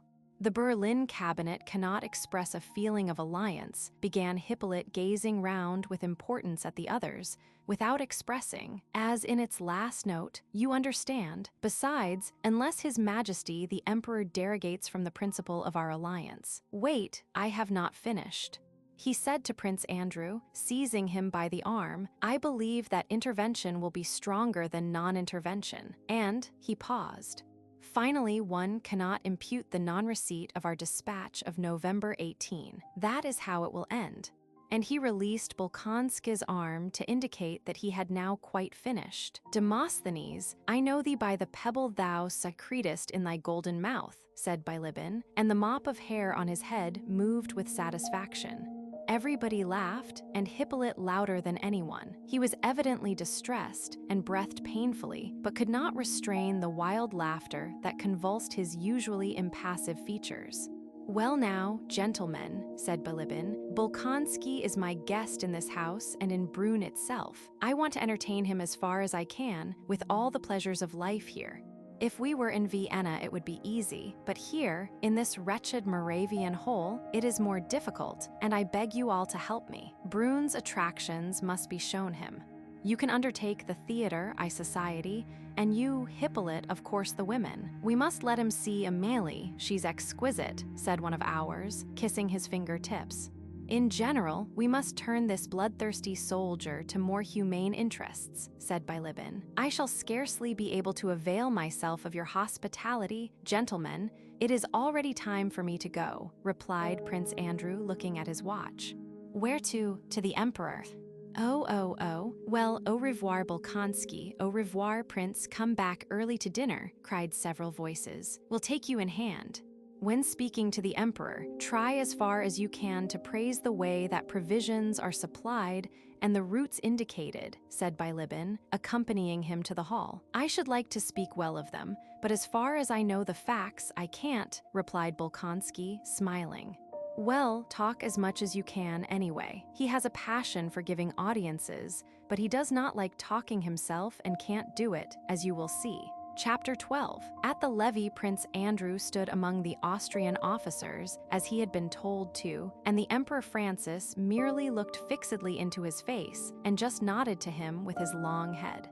But after it was over, the adjutant he had seen the previous day ceremoniously informed Bolkonsky that the emperor desired to give him an audience. The Emperor Francis received him standing in the middle of the room.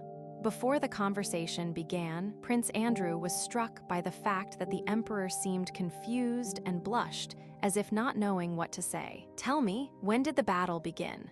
he asked hurriedly. Prince Andrew replied. Then followed other questions just as simple. Was Kutuzov well? When had he left Krems? And so on. The emperor spoke as if his sole aim were to put a given number of questions. The answers to these questions, as was only too evident, did not interest him. "At what o'clock did the battle begin?" asked the emperor. "I cannot inform your majesty at what o'clock the battle began at the front, but at Dürrenstein, where I was, our attack began after 5 in the afternoon," replied Bolkonsky, growing more animated and expecting that he would have a chance to give a reliable account, which he had ready in his mind, of all he knew and had seen.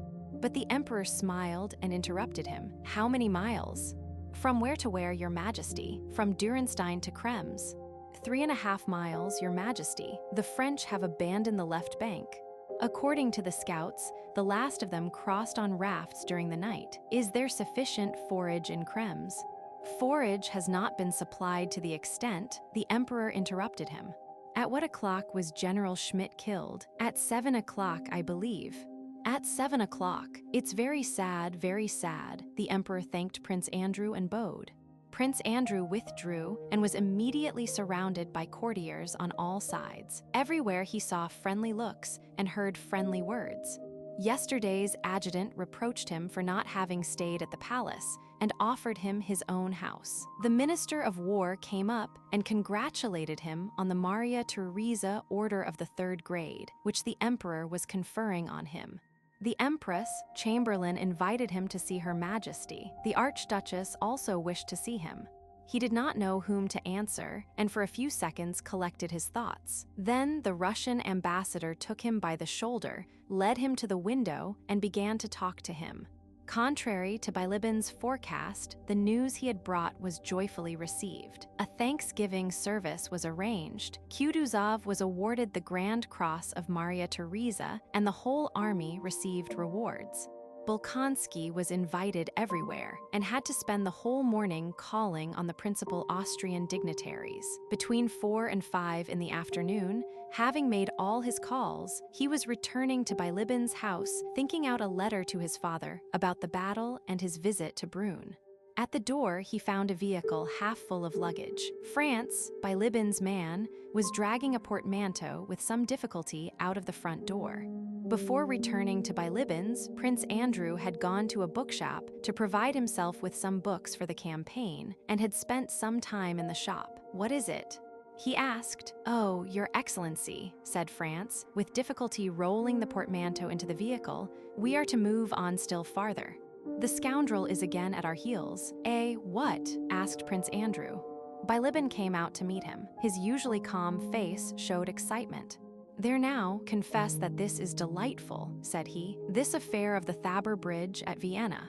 They have crossed without striking a blow." Prince Andrew could not understand. "But where do you come from not to know what every coachman in the town knows?" "I come from the Archduchess. I heard nothing there." "And you didn't see that everybody is packing up?" "I did not." "What is it all about?" inquired Prince Andrew impatiently. "What's it all about?" "Why, the French have crossed the bridge that Auersperg was defending, and the bridge was not blown up. So Murat is now rushing along the road to Brünn and will be here in a day or two." "What?"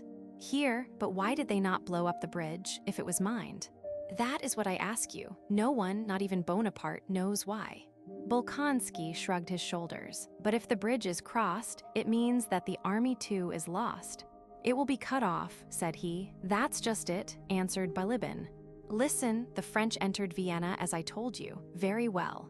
Next day, which was yesterday, those gentlemen, Messieurs Les Maréchaux, Murat, Lannes, and Belliard, mount and ride to the bridge. Observe that all three are Gascons. 'Gentlemen,' says one of them, 'you know the Thabor Bridge is mined and doubly mined, and that there are menacing fortifications at its head, and an army of 15,000 men has been ordered to blow up the bridge and not let us cross. But it will please our sovereign the Emperor Napoleon if we take this bridge, so let us three go and take it.' 'Yes, let's,' say the others. And off they go and take the bridge, cross it, and now with their whole army are on this side of the Danube, marching on us, you and your lines of communication, the marshals." "Stop jesting," said Prince Andrew sadly and seriously. This news grieved him, and yet he was pleased. As soon as he learned that the Russian army was in such a hopeless situation, it occurred to him that it was he who was destined to lead it out of this position. That here was the Toulon that would lift him from the ranks of obscure officers and offer him the first step to fame. Listening to Bilibin, he was already imagining how, on reaching the army, he would give an opinion at the War Council, which would be the only one that could save the army, and how he alone would be entrusted with the executing of the plan. "I am not jesting," Bilibin went on. "Nothing is truer or sadder.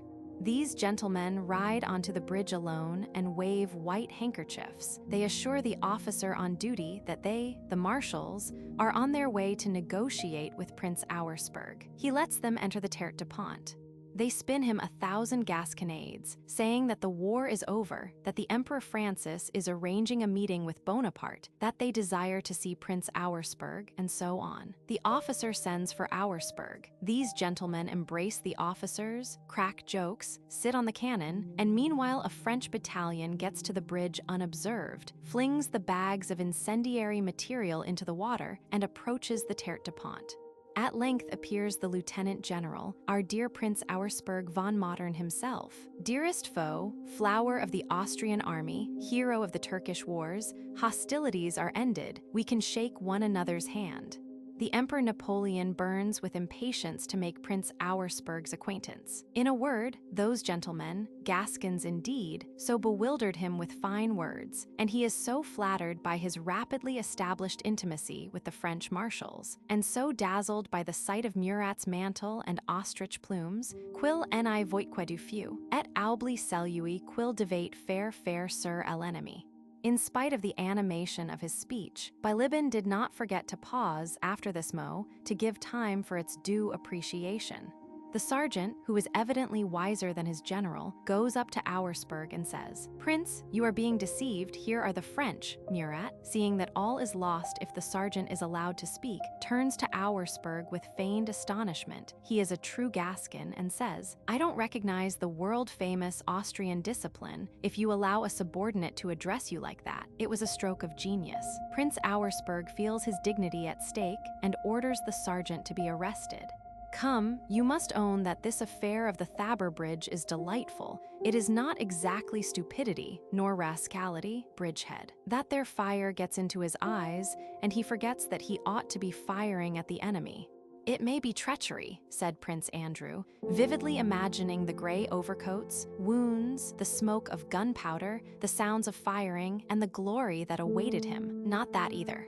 "That puts the court in too bad a light," replied Bilibin. "It's not treachery, nor rascality, nor stupidity. It is just as at Ulm. It is." He seemed to be trying to find the right expression. 100 est, c'est du Mac. Nous sommes Macs, it is. It is a bit of Mac. We are Macked, he concluded, feeling that he had produced a good epigram, a fresh one that would be repeated. His hitherto puckered brow became smooth as a sign of pleasure, and with a slight smile, he began to examine his nails. "Where are you off to?" he said suddenly to Prince Andrew, who had risen and was going toward his room. "I am going away." "Where to?" "To the army." "But you meant to stay another 2 days, but now I am off at once." And Prince Andrew, after giving directions about his departure, went to his room. "Do you know, mon cher," said Bilibin following him, "I have been thinking about you. Why are you going?" And in proof of the conclusiveness of his opinion, all the wrinkles vanished from his face. Prince Andrew looked inquiringly at him and gave no reply. "Why are you going?" "I know you think it your duty to gallop back to the army now that it is in danger. I understand that." "Mon cher, it is heroism." "Not at all," said Prince Andrew. "But as you are a philosopher, be a consistent one, look at the other side of the question, and you will see that your duty, on the contrary, is to take care of yourself. Leave it to those who are no longer fit for anything else. You have not been ordered to return and have not been dismissed from here. Therefore, you can stay and go with us wherever our ill luck takes us. They say we are going to Olmütz, and Olmütz is a very decent town. You and I will travel comfortably in my calèche." "Do stop joking, Bilibin," cried Bolkonsky. "I am speaking sincerely as a friend. Consider, where and why are you going when you might remain here? You are faced by one of two things," and the skin over his left temple puckered. "Either you will not reach your regiment before peace is concluded, or you will share defeat and disgrace with Kutuzov's whole army." And Bilibin unwrinkled his temple, feeling that the dilemma was insoluble. "I cannot argue about it," replied Prince Andrew coldly, but he thought, "I am going to save the army." "My dear fellow, you are a hero," said Bilibin. Chapter 13. That same night, having taken leave of the Minister of War, Bolkonsky set off to rejoin the army, not knowing where he would find it and fearing to be captured by the French on the way to Krems. In Brünn, everybody attached to the court was packing up, and the heavy baggage was already being dispatched to Olmütz. Near Hetzelsdorf, Prince Andrew struck the high road along which the Russian army was moving with great haste and in the greatest disorder. The road was so obstructed with carts that it was impossible to get by in a carriage. Prince Andrew took a horse and a Cossack from a Cossack commander, and hungry and weary, making his way past the baggage wagons, rode in search of the commander-in-chief and of his own luggage. Very sinister reports of the position of the army reached him as he went along, and the appearance of the troops in their disorderly flight confirmed these rumors. Cette armée russe que alors de l'Angleterre et transportée des extrémités de l'univers, nous allons lui faire éprouver la même sorte, la sorte de l'armée d'Ulm.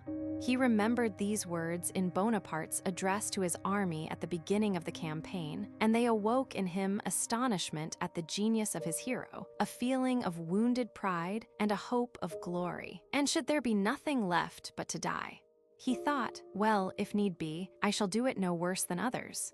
That Russian army which has been brought from the ends of the earth by English gold, we shall cause to share the same fate, the fate of the army at Ulm. He looked with disdain at the endless, confused mass of detachments, carts, guns, artillery, and again, baggage wagons and vehicles of all kinds overtaking one another and blocking the muddy road, 3 and sometimes 4 abreast.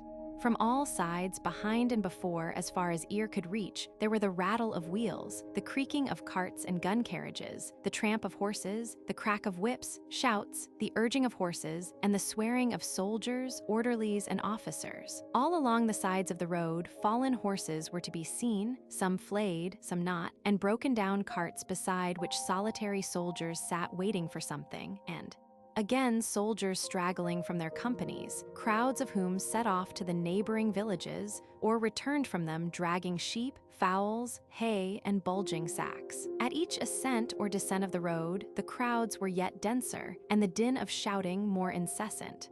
Soldiers floundering knee-deep in mud pushed the guns and wagons themselves. Whips cracked, hoofs slipped, traces broke, and lungs were strained with shouting. The officers directing the march rode backward and forward between the carts. Their voices were but feebly heard amid the uproar, and one saw by their faces that they despaired of the possibility of checking this disorder. Here is our dear Orthodox Russian army, thought Bolkonsky, recalling Bilibin's words. Wishing to find out where the commander-in-chief was, he rode up to a convoy. Directly opposite to him came a strange one-horse vehicle, evidently rigged up by soldiers out of any available materials, and looking like something between a cart, a cabriolet, and a calèche. A soldier was driving, and a woman enveloped in shawls sat behind the apron under the leather hood of the vehicle. Prince Andrew rode up and was just putting his question to a soldier when his attention was diverted by the desperate shrieks of the woman in the vehicle. An officer in charge of transport was beating the soldier who was driving the woman's vehicle for trying to get ahead of others, and the strokes of his whip fell on the apron of the equipage. The woman screamed piercingly. Seeing Prince Andrew, she leaned out from behind the apron and, waving her thin arms from under the woolen shawl, cried, "Mr. Aide-de-camp, Mr. Aide-de-camp. For heaven's sake, protect me. What will become of us? I am the wife of the doctor of the 7th Chasseur. They won't let us pass. We are left behind and have lost our people. I'll flatten you into a pancake," shouted the angry officer to the soldier. "Turn back with your slut, Mr. Aide-de-camp, help me. What does it all mean?" screamed the doctor's wife. "Kindly let this cart pass. Don't you see it's a woman?" said Prince Andrew, riding up to the officer.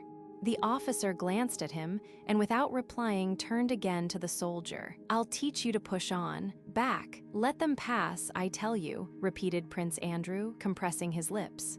"And who are you?" cried the officer, turning on him with tipsy rage. "Who are you? Are you in command here?"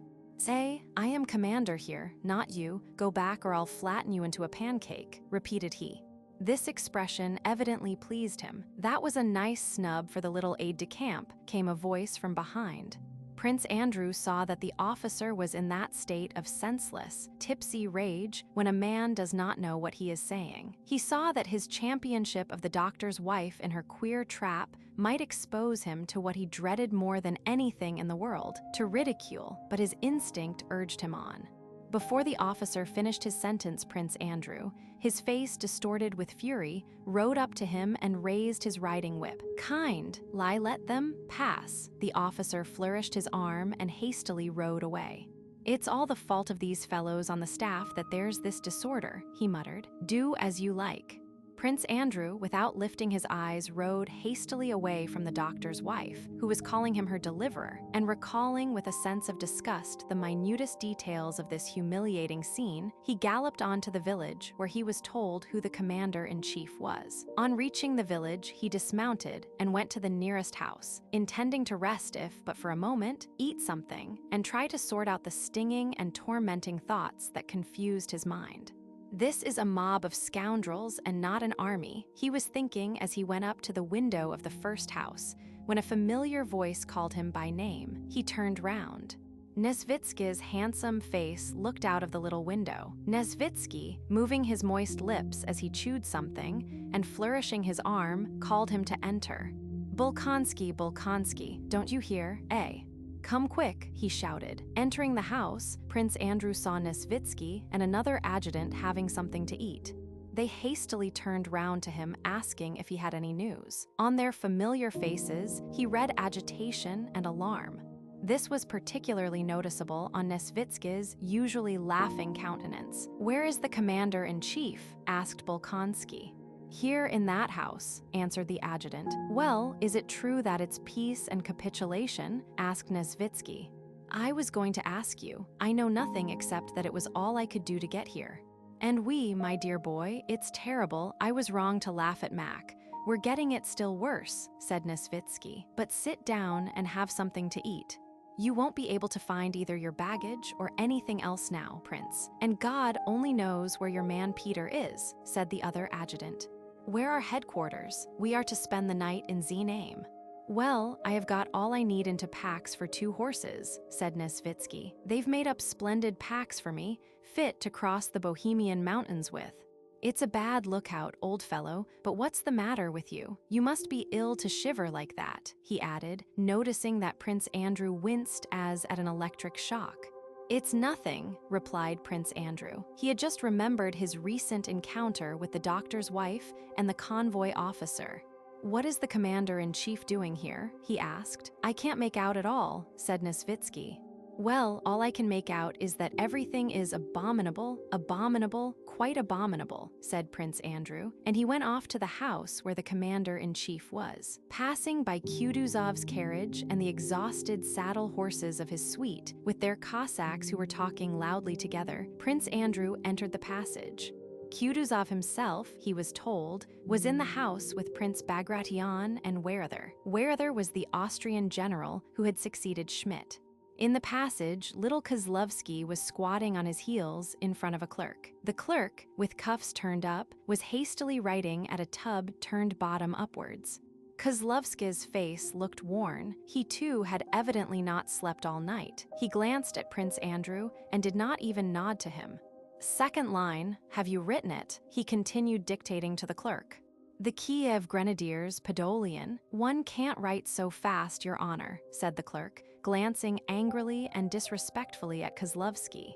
Through the door came the sounds of Kutuzov's voice, excited and dissatisfied, interrupted by another, an unfamiliar voice. He turned to Kozlovsky with urgent questions. "Immediately, Prince," said Kozlovsky. "Dispositions for Bagration. What about capitulation?" "Nothing of the sort. Orders are issued for a battle." Prince Andrew moved toward the door from whence voices were heard. Just as he was going to open it, the sound ceased, the door opened, and Kutuzov, with his eagle nose and puffy face, appeared in the doorway. Prince Andrew stood right in front of Kutuzov, but the expression of the commander-in-chief's one-sound eye showed him to be so preoccupied with thoughts and anxieties as to be oblivious of his presence. He looked straight at his adjutant's face without recognizing him. "Well, have you finished?" said he to Kozlovsky. "One moment, Your Excellency." Bagration, a gaunt middle-aged man of medium height with a firm, impassive face of Oriental type, came out after the commander-in-chief. "I have the honor to present myself," repeated Prince Andrew rather loudly, handing Kutuzov an envelope. "Ah, from Vienna. Very good."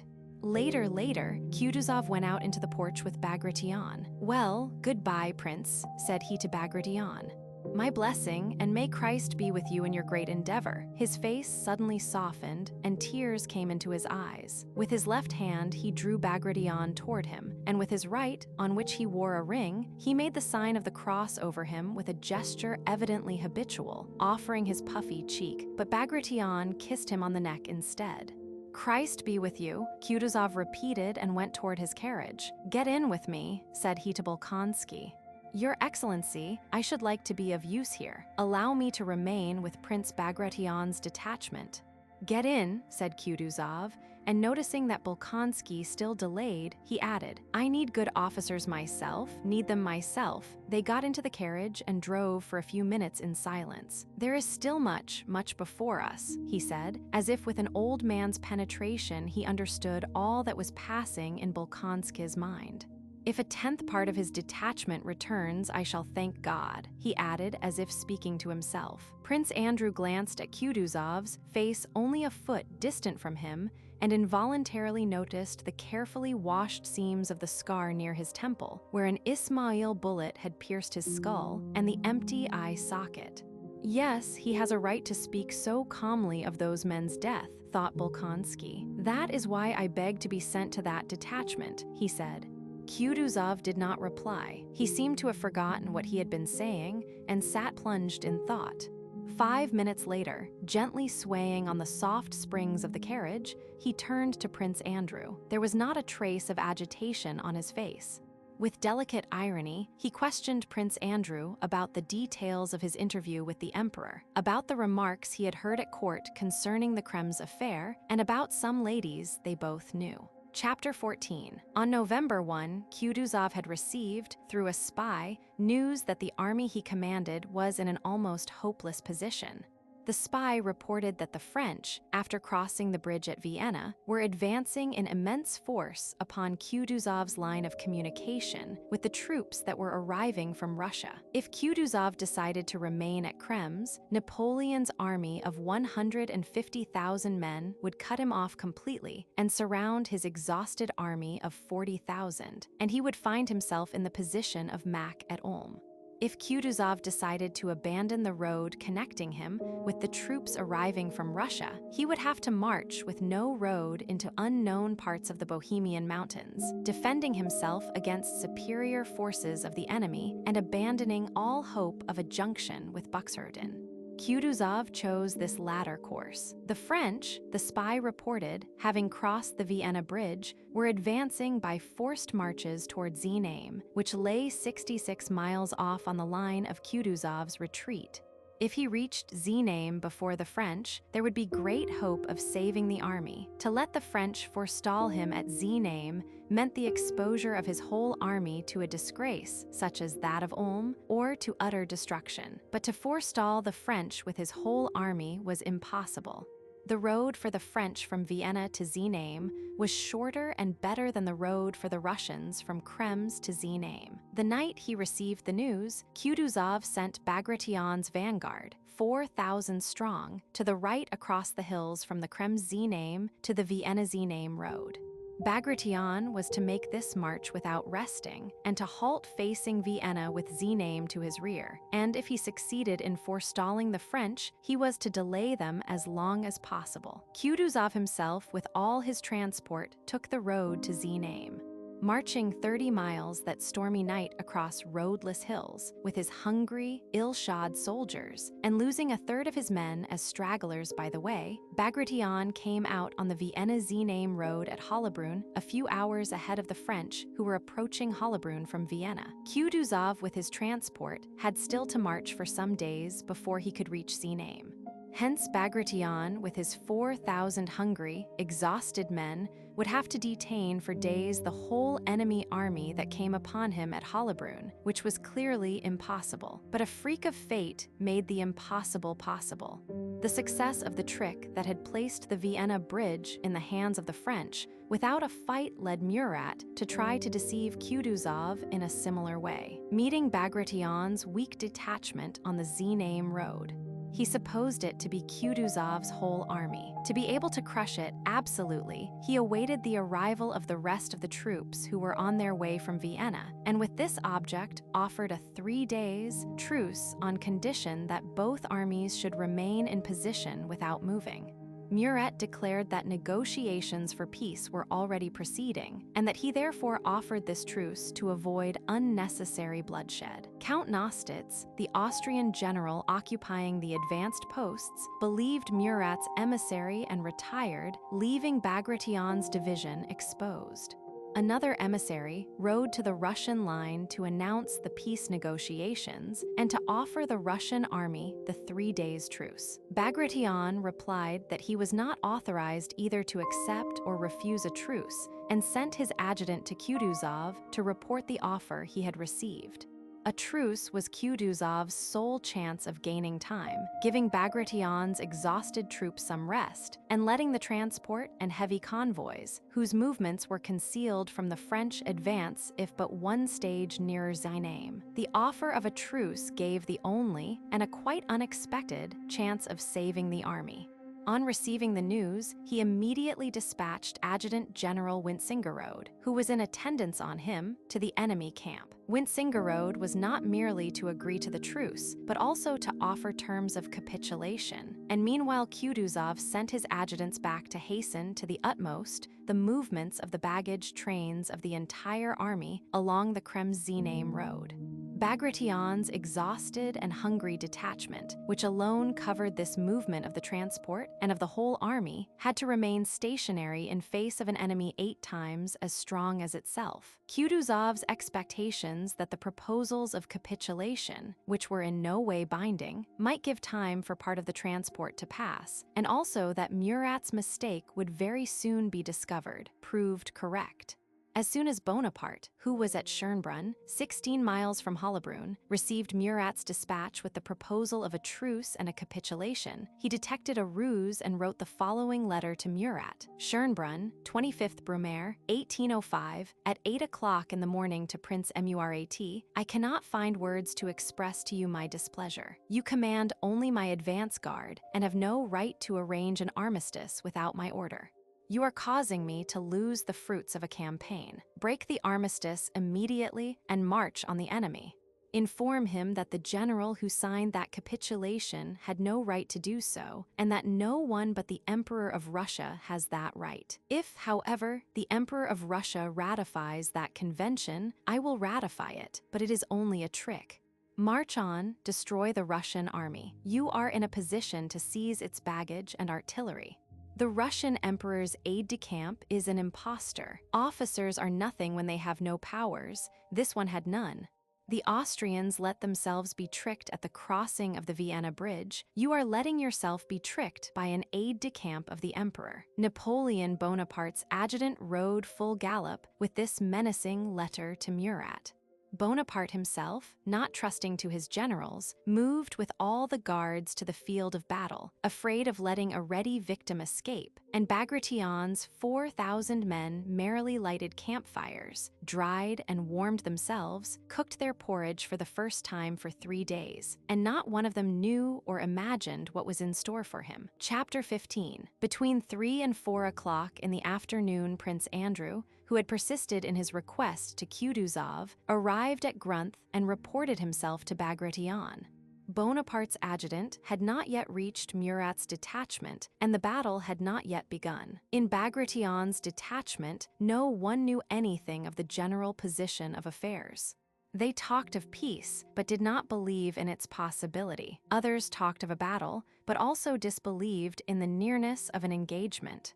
However, there will hardly be an engagement today, said Bagration, as if to reassure Prince Andrew. If he is one of the ordinary little staff dandies sent to earn a medal, he can get his reward just as well in the rear guard. But if he wishes to stay with me, let him. He'll be of use here if he's a brave officer, thought Bagration.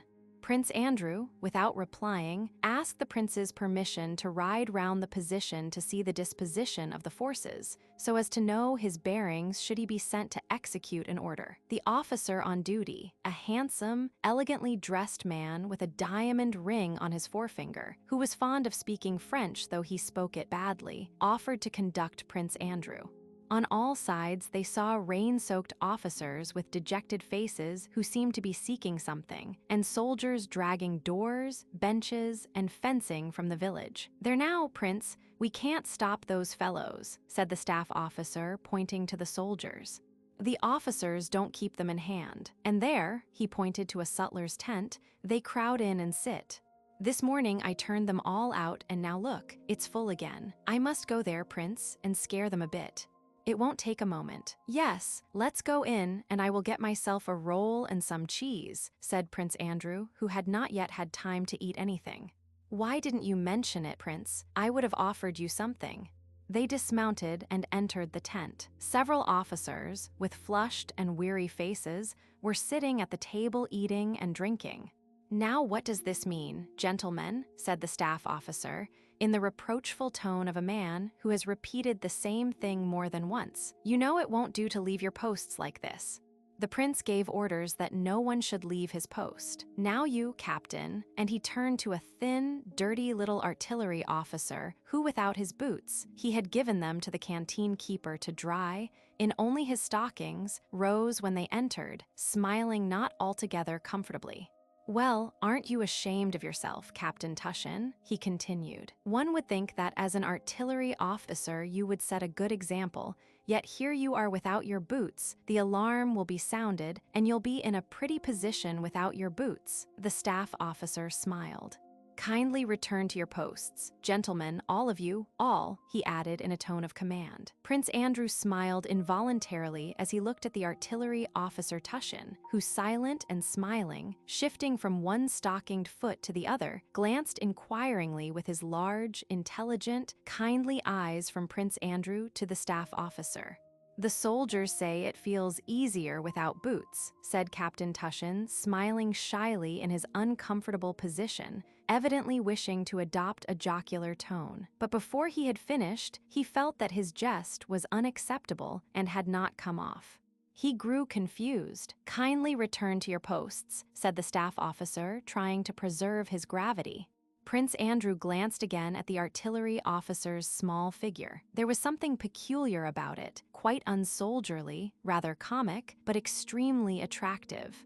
The staff officer and Prince Andrew mounted their horses and rode on. Having ridden beyond the village, continually meeting and overtaking soldiers and officers of various regiments, they saw on their left some entrenchments being thrown up, the freshly dug clay of which showed up red. Several battalions of soldiers, in their shirt sleeves despite the cold wind, swarmed in these earthworks like a host of white ants. Spadefuls of red clay were continually being thrown up from behind the bank by unseen hands. Prince Andrew and the officer rode up, looked at the entrenchment, and went on again. Just behind it, they came upon some dozens of soldiers, continually replaced by others who ran from the entrenchment. They had to hold their noses and put their horses to a trot to escape from the poisoned atmosphere of these latrines. "Voilà l'agrément des camps, Monsieur le Prince," said the staff officer. "This is a pleasure one gets in camp, Prince." They rode up the opposite hill. From there, the French could already be seen. Prince Andrew stopped and began examining the position. "That's our battery," said the staff officer, indicating the highest point. "It's in charge of the queer fellow we saw without his boots. You can see everything from there. Let's go there, Prince." "Thank you very much. I will go on alone," said Prince Andrew, wishing to rid himself of this staff officer's company. "Please don't trouble yourself further." The staff officer remained behind, and Prince Andrew rode on alone. The farther forward and nearer the enemy he went, the more orderly and cheerful were the troops. The greatest disorder and depression had been in the baggage train he had passed that morning on the Znaim road 7 miles away from the French. At Grunth also some apprehension and alarm could be felt, but the nearer Prince Andrew came to the French lines, the more confident was the appearance of our troops. The soldiers in their greatcoats were ranged in lines. The sergeants major and company officers were counting the men, poking the last man in each section in the ribs and telling him to hold his hand up. Soldiers scattered over the whole place were dragging logs and brushwood and were building shelters with merry chatter and laughter. Around the fires sat others, dressed and undressed, drying their shirts and leg bands or mending boots or overcoats and crowding round the boilers and porridge cookers. Another company, a lucky one for not all the companies had vodka, crowded round a pockmarked, broad-shouldered sergeant major who, tilting a keg, filled one after another the canteen lids held out to him. The soldiers lifted the canteen lids to their lips with reverential faces, emptied them, rolling the vodka in their mouths, and walked away from the sergeant major with brightened expressions, licking their lips and wiping them on the sleeves of their greatcoats.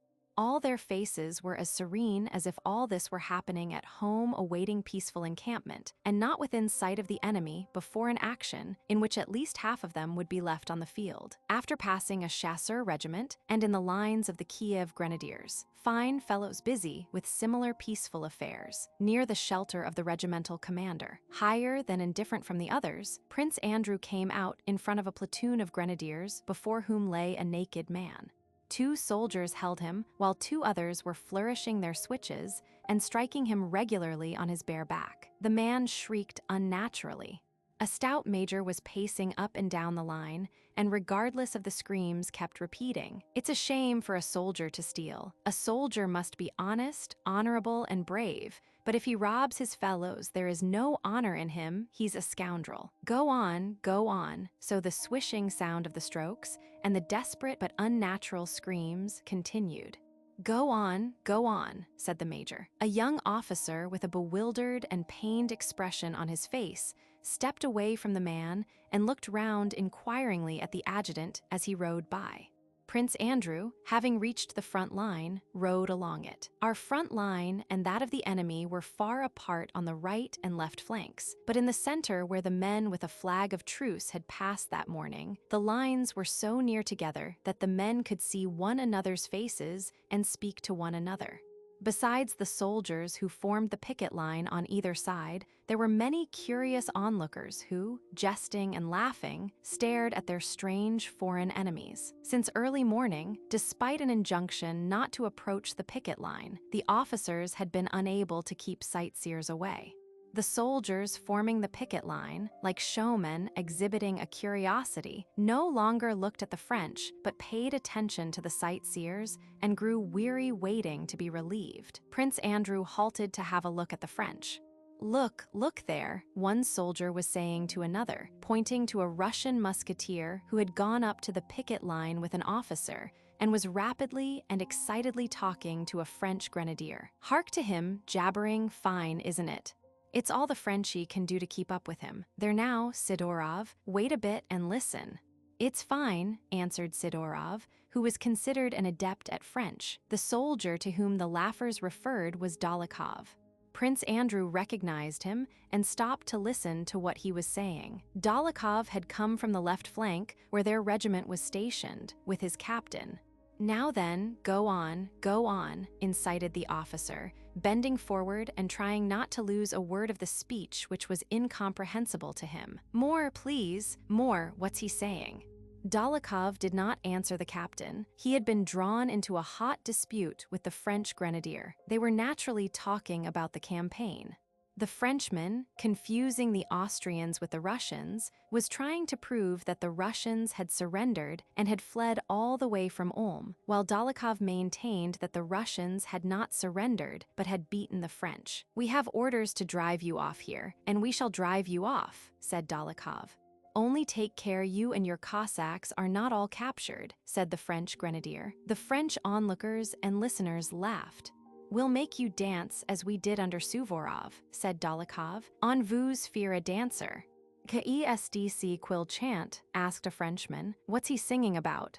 "It's ancient history," said another, guessing that it referred to a former war. "The emperor will teach your Suvara as he has taught the others." Bonaparte, began Dólokhov, but the Frenchman interrupted him. Not Bonaparte. He is the emperor, sacré nom, cried he angrily. The devil skin your emperor. And Dólokhov swore at him in coarse soldier's Russian, and shouldering his musket walked away. Let us go, Ivan Lukitch, he said to the captain. Ah, that's the way to talk French, said the picket soldiers. Now, Sidorov, you have a try. Sidorov, turning to the French, winked and began to jabber meaningless sounds very fast. Kari, Mala, Tafa, Safi, Muter, Keska, he said, trying to give an expressive intonation to his voice. Ho, ho, ho, ha, ha, ha, ha, ow, ow, came peals of such healthy and good-humored laughter from the soldiers that it infected the French involuntarily, so much so that the only thing left to do seemed to be to unload the muskets, explode the ammunition, and all return home as quickly as possible. But the guns remained loaded, the loopholes in blockhouses and entrenchments looked out just as menacingly, and the unlimbered cannon confronted one another as before. Chapter 16. Having ridden round the whole line from right flank to left, Prince Andrew made his way up to the battery, from which the staff officer had told him the whole field could be seen. Here he dismounted and stopped beside the farthest of the 4 unlimbered cannon. Before the guns, an artillery sentry was pacing up and down. He stood at attention when the officer arrived, but at a sign resumed his measured, monotonous pacing. Behind the guns were their limbers, and still farther back picket ropes and artillerymen's bonfires. To the left, not far from the farthest cannon, was a small, newly constructed wattle shed from which came the sound of officers' voices in eager conversation. It was true that a view over nearly the whole Russian position and the greater part of the enemy opened out from this battery. Just facing it, on the crest of the opposite hill, the village of Schön-Grabern could be seen, and in 3 places to left and right the French troops amid the smoke of their campfires, the greater part of whom were evidently in the village itself and behind the hill. To the left from that village, amid the smoke, was something resembling a battery, but it was impossible to see it clearly with the naked eye. Our right flank was posted on a rather steep incline which dominated the French position. Our infantry were stationed there, and at the farthest point the dragoons. In the center, where Tushin's battery stood, and from which Prince Andrew was surveying the position, was the easiest and most direct descent and ascent to the brook separating us from Schön-Grabern. On the left, our troops were close to a copse, in which smoked the bonfires of our infantry who were felling wood. The French line was wider than ours, and it was plain that they could easily outflank us on both sides. Behind our position was a steep and deep dip, making it difficult for artillery and cavalry to retire. Prince Andrew took out his notebook and, leaning on the cannon, sketched a plan of the position. He made some notes on 2 points, intending to mention them to Bagration. His idea was, first, to concentrate all the artillery in the center, and secondly, to withdraw the cavalry to the other side of the dip. Prince Andrew, being always near the commander-in-chief, closely following the mass movements and general orders, and constantly studying historical accounts of battles, involuntarily pictured to himself the course of events in the forthcoming action in broad outline. He imagined only important possibilities. If the enemy attacks the right flank, he said to himself, the Kiev Grenadiers and the Podolsk chasseurs must hold their position till reserves from the center come up. In that case, the dragoons could successfully make a flank counterattack. If they attack our center, we, having the center battery on this high ground, shall withdraw the left flank under its cover and retreat to the dip by echelons. So he reasoned. All the time he had been beside the gun, he had heard the voices of the officers distinctly, but as often happens, had not understood a word of what they were saying. Suddenly, however, he was struck by a voice coming from the shed, and its tone was so sincere that he could not but listen. "No, friend," said a pleasant, and, as it seemed to Prince Andrew, a familiar voice. "What I say is that if it were possible to know what is beyond death, none of us would be afraid of it." "That's so, friend." Another, a younger voice, interrupted him. "Afraid or not, you can't escape it anyhow." "All the same, one is afraid." "Oh, you clever people," said a third manly voice, interrupting them both. "Of course you artillerymen are very wise, because you can take everything along with you, vodka and snacks." And the owner of the manly voice, evidently an infantry officer, laughed. "Yes, one is afraid," continued the first speaker, he of the familiar voice. "One is afraid of the unknown, that's what it is. Whatever we may say about the soul going to the sky. We know there is no sky, but only an atmosphere." The manly voice again interrupted the artillery officer. "Well, stand us some of your herb vodka, Tushin," it said. "Why," thought Prince Andrew, "that's the captain who stood up in the sutler's hut without his boots." He recognized the agreeable, philosophizing voice with pleasure. "Some herb vodka." "Certainly," said Tushin, "but still, to conceive a future life." He did not finish. Just then there was a whistle in the air, nearer and nearer, faster and louder, louder and faster. A cannonball, as if it had not finished saying what was necessary, thudded into the ground near the shed with superhuman force, throwing up a mass of earth. The ground seemed to groan at the terrible impact, and immediately Tushin, with a short pipe in the corner of his mouth and his kind, intelligent face rather pale, rushed out of the shed, followed by the owner of the manly voice, a dashing infantry officer who hurried off to his company, buttoning up his coat as he ran. Chapter 17. Mounting his horse again, Prince Andrew lingered with the battery, looking at the puff from the gun that had sent the ball. His eyes ran rapidly over the wide space, but he only saw that the hitherto motionless masses of the French now swayed, and that there really was a battery to their left. The smoke above it had not yet dispersed. 2 mounted Frenchmen, probably adjutants, were galloping up the hill. A small but distinctly visible enemy column was moving down the hill, probably to strengthen the front line. The smoke of the first shot had not yet dispersed before another puff appeared, followed by a report. The battle had begun. Prince Andrew turned his horse and galloped back to Grunth to find Prince Bagration.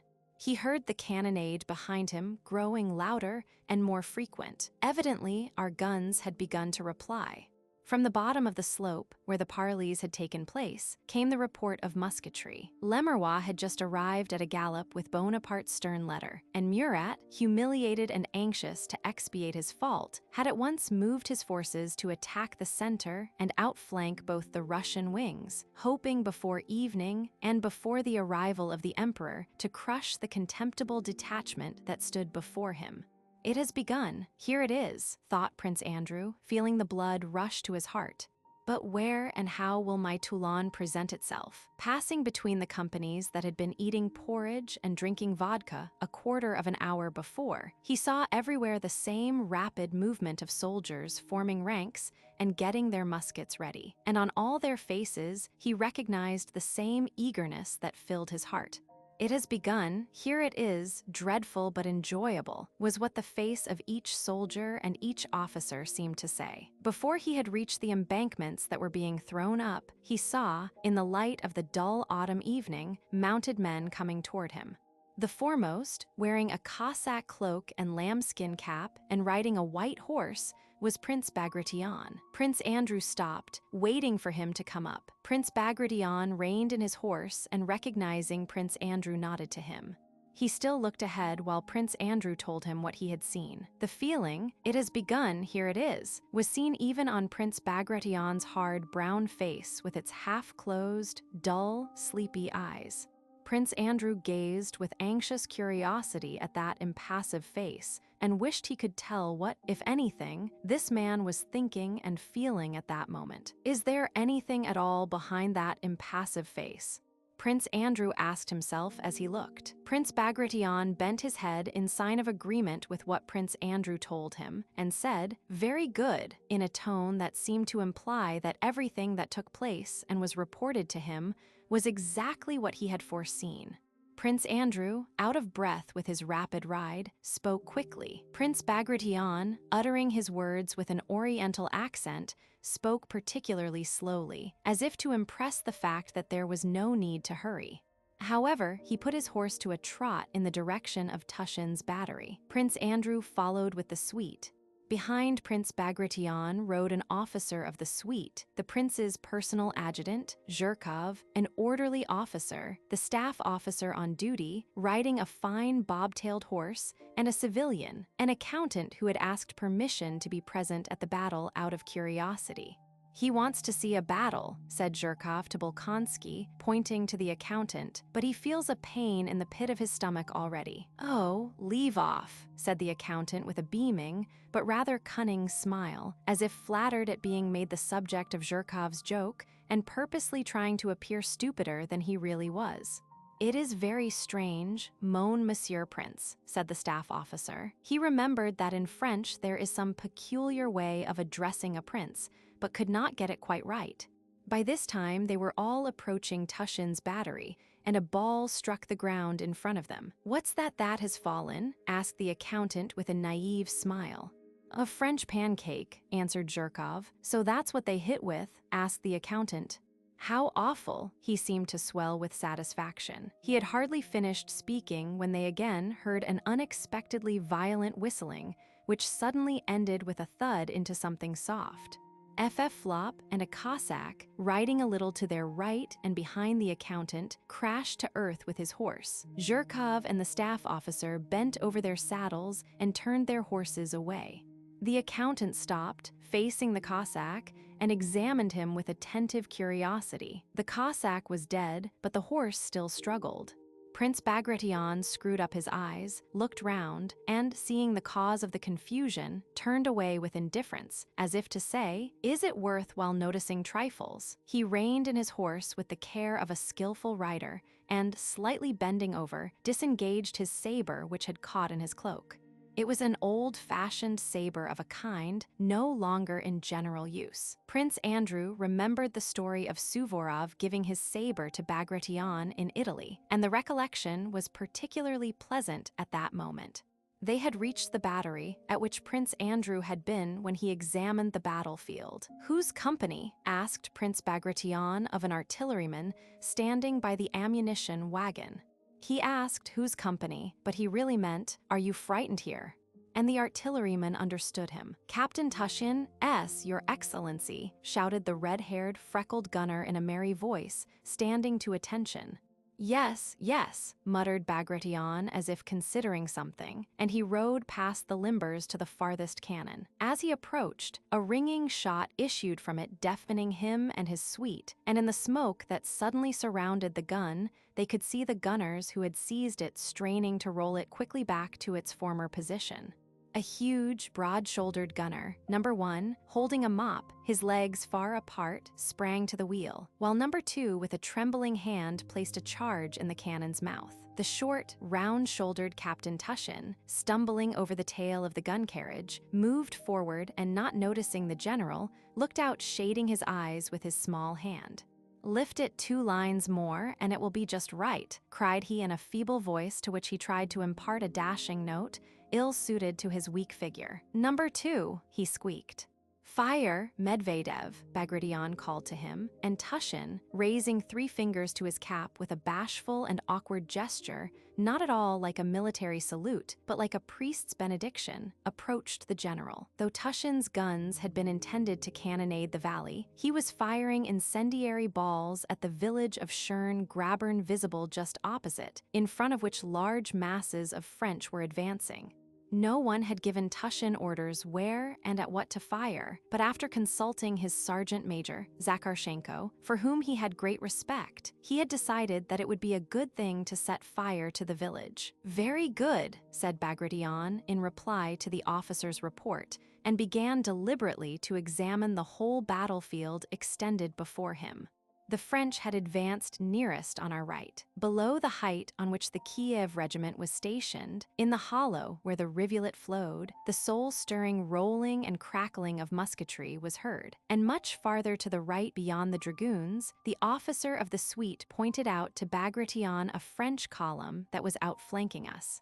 To the left, the horizon bounded by the adjacent wood. Prince Bagration ordered 2 battalions from the center to be sent to reinforce the right flank. The officer of the suite ventured to remark to the prince that if these battalions went away, the guns would remain without support. Prince Bagration turned to the officer and with his dull eyes looked at him in silence. It seemed to Prince Andrew that the officer's remark was just, and that really no answer could be made to it. But at that moment, an adjutant galloped up with a message from the commander of the regiment in the hollow and news that immense masses of the French were coming down upon them, and that his regiment was in disorder and was retreating upon the Kiev grenadiers. Prince Bagration bowed his head in sign of assent and approval. He rode off at a walk to the right and sent an adjutant to the dragoons with orders to attack the French. But this adjutant returned half an hour later with the news that the commander of the dragoons had already retreated beyond the dip in the ground, as a heavy fire had been opened on him and he was losing men uselessly, and so had hastened to throw some sharpshooters into the wood. "Very good," said Bagration. As he was leaving the battery, firing was heard on the left also, and as it was too far to the left flank for him to have time to go there himself, Prince Bagration sent Zherkov to tell the general in command, the one who had paraded his regiment before Kutuzov at Braunau, that he must retreat as quickly as possible behind the hollow in the rear, as the right flank would probably not be able to withstand the enemy's attack very long. About Tushin and the battalion that had been in support of his battery, all was forgotten. Prince Andrew listened attentively to Bagration's colloquies with the commanding officers and the orders he gave them, and to his surprise, found that no orders were really given, but that Prince Bagration tried to make it appear that everything done by necessity, by accident, or by the will of subordinate commanders was done, if not by his direct command, at least in accord with his intentions. Prince Andrew noticed, however, that though what happened was due to chance and was independent of the commander's will, owing to the tact Bagration showed, his presence was very valuable. Officers who approached him with disturbed countenances became calm. Soldiers and officers greeted him gaily, grew more cheerful in his presence, and were evidently anxious to display their courage before him. Chapter 18. Prince Bagration, having reached the highest point of our right flank, began riding downhill to where the roll of musketry was heard, but where on account of the smoke nothing could be seen. The nearer they got to the hollow, the less they could see, but the more they felt the nearness of the actual battlefield. They began to meet wounded men. One with a bleeding head and no cap was being dragged along by two soldiers who supported him under the arms. There was a gurgle in his throat, and he was spitting blood. A bullet had evidently hit him in the throat or mouth. Another was walking sturdily by himself, but without his musket, groaning aloud and swinging his arm which had just been hurt, while blood from it was streaming over his greatcoat as from a bottle. He had that moment been wounded, and his face showed fear rather than suffering. Crossing a road, they descended a steep incline and saw several men lying on the ground. They also met a crowd of soldiers, some of whom were unwounded. The soldiers were ascending the hill breathing heavily, and despite the general's presence were talking loudly and gesticulating. In front of them, rows of gray cloaks were already visible through the smoke, and an officer catching sight of Bagration rushed shouting after the crowd of retreating soldiers, ordering them back. Bagration rode up to the ranks along which shots crackled now here and now there, drowning the sound of voices and the shouts of command. The whole air reeked with smoke.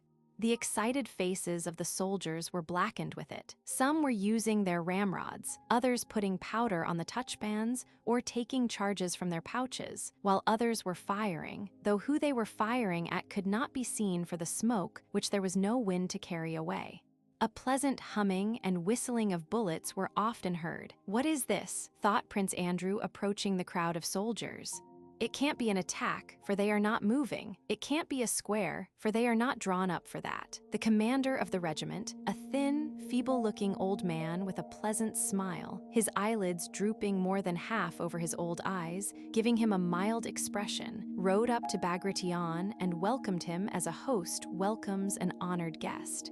He reported that his regiment had been attacked by French cavalry, and that, though the attack had been repulsed, he had lost more than half his men. He said the attack had been repulsed, employing this military term to describe what had occurred to his regiment, but in reality, he did not himself know what had happened during that half hour to the troops entrusted to him, and could not say with certainty whether the attack had been repulsed or his regiment had been broken up.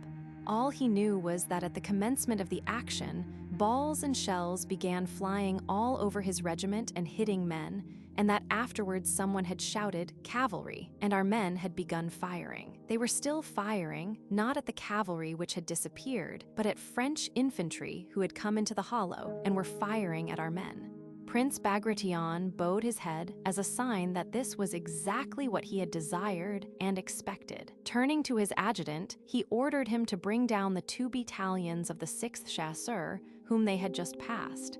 Prince Andrew was struck by the changed expression on Prince Bagration's face at this moment. It expressed the concentrated and happy resolution you see on the face of a man who on a hot day takes a final run before plunging into the water. The dull, sleepy expression was no longer there, nor the affectation of profound thought. The round, steady hawk's eyes looked before him eagerly and rather disdainfully, not resting on anything, although his movements were still slow and measured. The commander of the regiment turned to Prince Bagration, entreating him to go back as it was too dangerous to remain where they were. "Please, Your Excellency, for God's sake," he kept saying, glancing for support at an officer of the suite who turned away from him. "There, you see," and he drew attention to the bullets whistling, singing, and hissing continually around them. He spoke in the tone of entreaty and reproach that a carpenter uses to a gentleman who has picked up an axe. "We are used to it, but you, sir, will blister your hands." He spoke as if those bullets could not kill him, and his half-closed eyes gave still more persuasiveness to his words. The staff officer joined in the colonel's appeals, but Bagration did not reply. He only gave an order to cease firing and reform, so as to give room for the 2 approaching battalions. While he was speaking, the curtain of smoke that had concealed the hollow, driven by a rising wind, began to move from right to left as if drawn by an invisible hand, and the hill opposite, with the French moving about on it, opened out before them. All eyes fastened involuntarily on this French column advancing against them and winding down over the uneven ground. One could already see the soldiers, shaggy caps, distinguish the officers from the men, and see the standard flapping against its staff. "They march splendidly," remarked someone in Bagration's suite. The head of the column had already descended into the hollow. The clash would take place on this side of it. The remains of our regiment, which had been in action, rapidly formed up and moved to the right. From behind it, dispersing the laggards, came 2 battalions of the 6th Chasseurs in fine order. Before they had reached Bagration, the weighty tread of the mass of men marching in step could be heard. On their left flank, nearest to Bagration, marched a company commander, a fine, round-faced man with a stupid and happy expression, the same man who had rushed out of the wattle shed. At that moment, he was clearly thinking of nothing but how dashing a fellow he would appear as he passed the commander.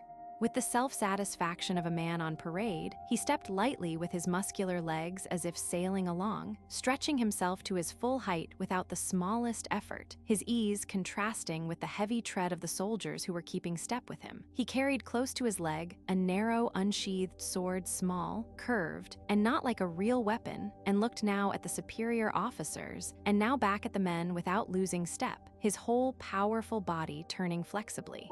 It was as if all the powers of his soul were concentrated on passing the commander in the best possible manner, and feeling that he was doing it well, he was happy. "Left, left, left," he seemed to repeat to himself at each alternate step. And in time to this, with stern but varied faces, the wall of soldiers burdened with knapsacks and muskets marched in step, and each one of these hundreds of soldiers seemed to be repeating to himself at each alternate step, "Left, left, left." A cannonball, cleaving the air, flew over the heads of Bagration and his suite, and fell into the column to the measure of "left, left, close up," came the company commander's voice in jaunty tones. "Well done, lads," said Prince Bagration. "Glad to do our best, Your Excellency," came a confused shout from the ranks. A morose soldier marching on the left turned his eyes on Bagration as he shouted, with an expression that seemed to say, "We know that ourselves." Another, without looking round, as though fearing to relax, shouted with his mouth wide open and passed on. The order was given to halt and down knapsacks. Bagration rode round the ranks that had marched past him and dismounted. He gave the reins to a Cossack, took off and handed over his felt coat, stretched his legs, and set his cap straight. The head of the French column, with its officers leading, appeared from below the hill. "Forward with God," said Bagration in a resolute, sonorous voice, turning for a moment to the front line, and slightly swinging his arms, he went forward uneasily over the rough field with the awkward gait of a cavalryman. Prince Andrew felt that an invisible power was leading him forward and experienced great happiness. The French were already near. Prince Andrew, walking beside Bagration, could clearly distinguish their bandoliers, red epaulets, and even their faces. He distinctly saw an old French officer who, with gaitered legs and turned-out toes, climbed the hill with difficulty. Prince Bagration gave no further orders and silently continued to walk on in front of the ranks. Suddenly, one shot after another rang out from the French, smoke appeared all along their uneven ranks, and musket shots sounded. Several of our men fell, among them the round-faced officer who had marched so gaily and complacently. But at the moment the first report was heard, Bagration looked round and shouted, "Hurrah! Hurrah! Ah! Ah!" rang a long-drawn shout from our ranks, and passing Bagration and racing one another they rushed in an irregular but joyous and eager crowd down the hill at their disordered foe. Chapter 19. The attack of the 6th Chasseurs secured the retreat of our right flank. In the center, Tushin's forgotten battery, which had managed to set fire to the Schön-Grabern village, delayed the French advance. The French were putting out the fire which the wind was spreading, and thus gave us time to retreat. The retirement of the center to the other side of the dip in the ground at the rear was hurried and noisy, but the different companies did not get mixed. But our left, which consisted of the Azov and Podolsk infantry and the Pavlograd Hussars, was simultaneously attacked and outflanked by superior French forces under Lannes and was thrown into confusion. Bagration had sent Zhirkov to the general commanding that left flank with orders to retreat immediately. Zhirkov, not removing his hand from his cap, turned his horse about and galloped off. But no sooner had he left Bagration than his courage failed him. He was seized by panic and could not go where it was dangerous.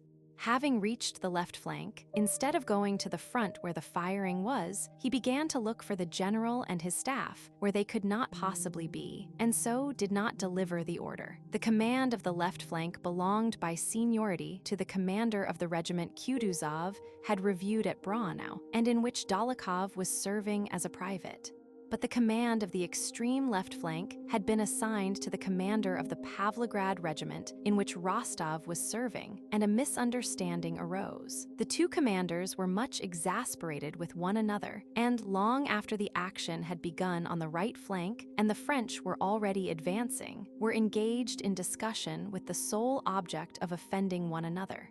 But the regiments, both cavalry and infantry, were by no means ready for the impending action. From privates to general, they were not expecting a battle and were engaged in peaceful occupations, the cavalry feeding the horses and the infantry collecting wood. "He higher is than I in rank," said the German colonel of the Hussars, flushing and addressing an adjutant who had ridden up. "So let him do what he will, but I cannot sacrifice my Hussars." Bugler, sound Sie retreat, but haste was becoming imperative. Cannon and musketry, mingling together, thundered on the right and in the center, while the capotes of Lannes, sharpshooters were already seen crossing the Milldam and forming up within twice the range of a musket shot. The general in command of the infantry went toward his horse with jerky steps, and having mounted drew himself up very straight and tall and rode to the Pavlograd commander. The commanders met with polite bows, but with secret malevolence in their hearts. "Once again, Colonel," said the general, "I can't leave half my men in the wood.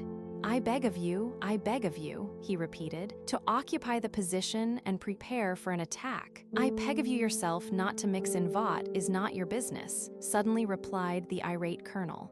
"If you veer in the cavalry, I am not in the cavalry, Colonel, but I am a Russian general, and if you are not aware of the fact." "Quite avare, Your Excellency," suddenly shouted the colonel, touching his horse and turning purple in the face. "Will you be so gut to come to Z front and see dat this position is no gut?" "I don't wish to destroy my men for your pleasure. You forget yourself, Colonel. I am not considering my own pleasure, and I won't allow it to be said." Taking the colonel's outburst as a challenge to his courage, the general expanded his chest and rode, frowning, beside him to the front line, as if their differences would be settled there amongst the bullets. They reached the front, several bullets sped over them, and they halted in silence. There was nothing fresh to be seen from the line, for from where they had been before it had been evident that it was impossible for cavalry to act among the bushes and broken ground, as well as that the French were outflanking our left. The general and colonel looked sternly and significantly at one another like two fighting cocks preparing for battle, each vainly trying to detect signs of cowardice in the other. Both passed the examination successfully. As there was nothing to be said, and neither wished to give occasion for it to be alleged that he had been the first to leave the range of fire, they would have remained there for a long time testing each other's courage, had it not been that, just then, they heard the rattle of musketry and a muffled shout almost behind them in the wood. The French had attacked the men collecting wood in the copse. It was no longer possible for the hussars to retreat with the infantry. They were cut off from the line of retreat on the left by the French. However inconvenient the position, it was now necessary to attack in order to cut a way through for themselves. The squadron in which Rostov was serving had scarcely time to mount before it was halted facing the enemy. Again, as at the Enns Bridge, there was nothing between the squadron and the enemy, and again that terrible dividing line of uncertainty and fear, resembling the line separating the living from the dead, lay between them. All were conscious of this unseen line, and the question whether they would cross it or not, and how they would cross it, agitated them all. The colonel rode to the front, angrily gave some reply to questions put to him by the officers, and, like a man desperately insisting on having his own way, gave an order. No one said anything definite, but the rumor of an attack spread through the squadron. The command to form up rang out, and the sabers whizzed as they were drawn from their scabbards. Still, no one moved.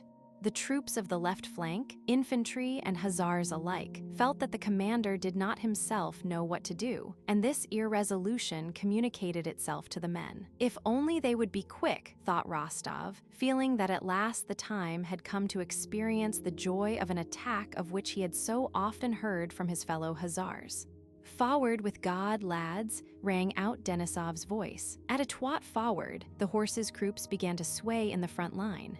Rook pulled at the reins and started of his own accord. Before him, on the right, Rostov saw the front lines of his hussars, and still farther ahead a dark line, which he could not see distinctly, but took to be the enemy. Shots could be heard, but some way off. "Faster," came the word of command, and Rostov felt Rook's flanks drooping as he broke into a gallop. Rostov anticipated his horse's movements and became more and more elated. He had noticed a solitary tree ahead of him. This tree had been in the middle of the line that had seemed so terrible, and now he had crossed that line, and not only was there nothing terrible, but everything was becoming more and more happy and animated. "Oh, how I will slash at him," thought Rostov, gripping the hilt of his saber. "Hurrah!" came a roar of voices. "Let anyone come my way now," thought Rostov, driving his spurs into Rook and letting him go at a full gallop so that he outstripped the others. Ahead, the enemy was already visible. Suddenly, something like a birch broom seemed to sweep over the squadron.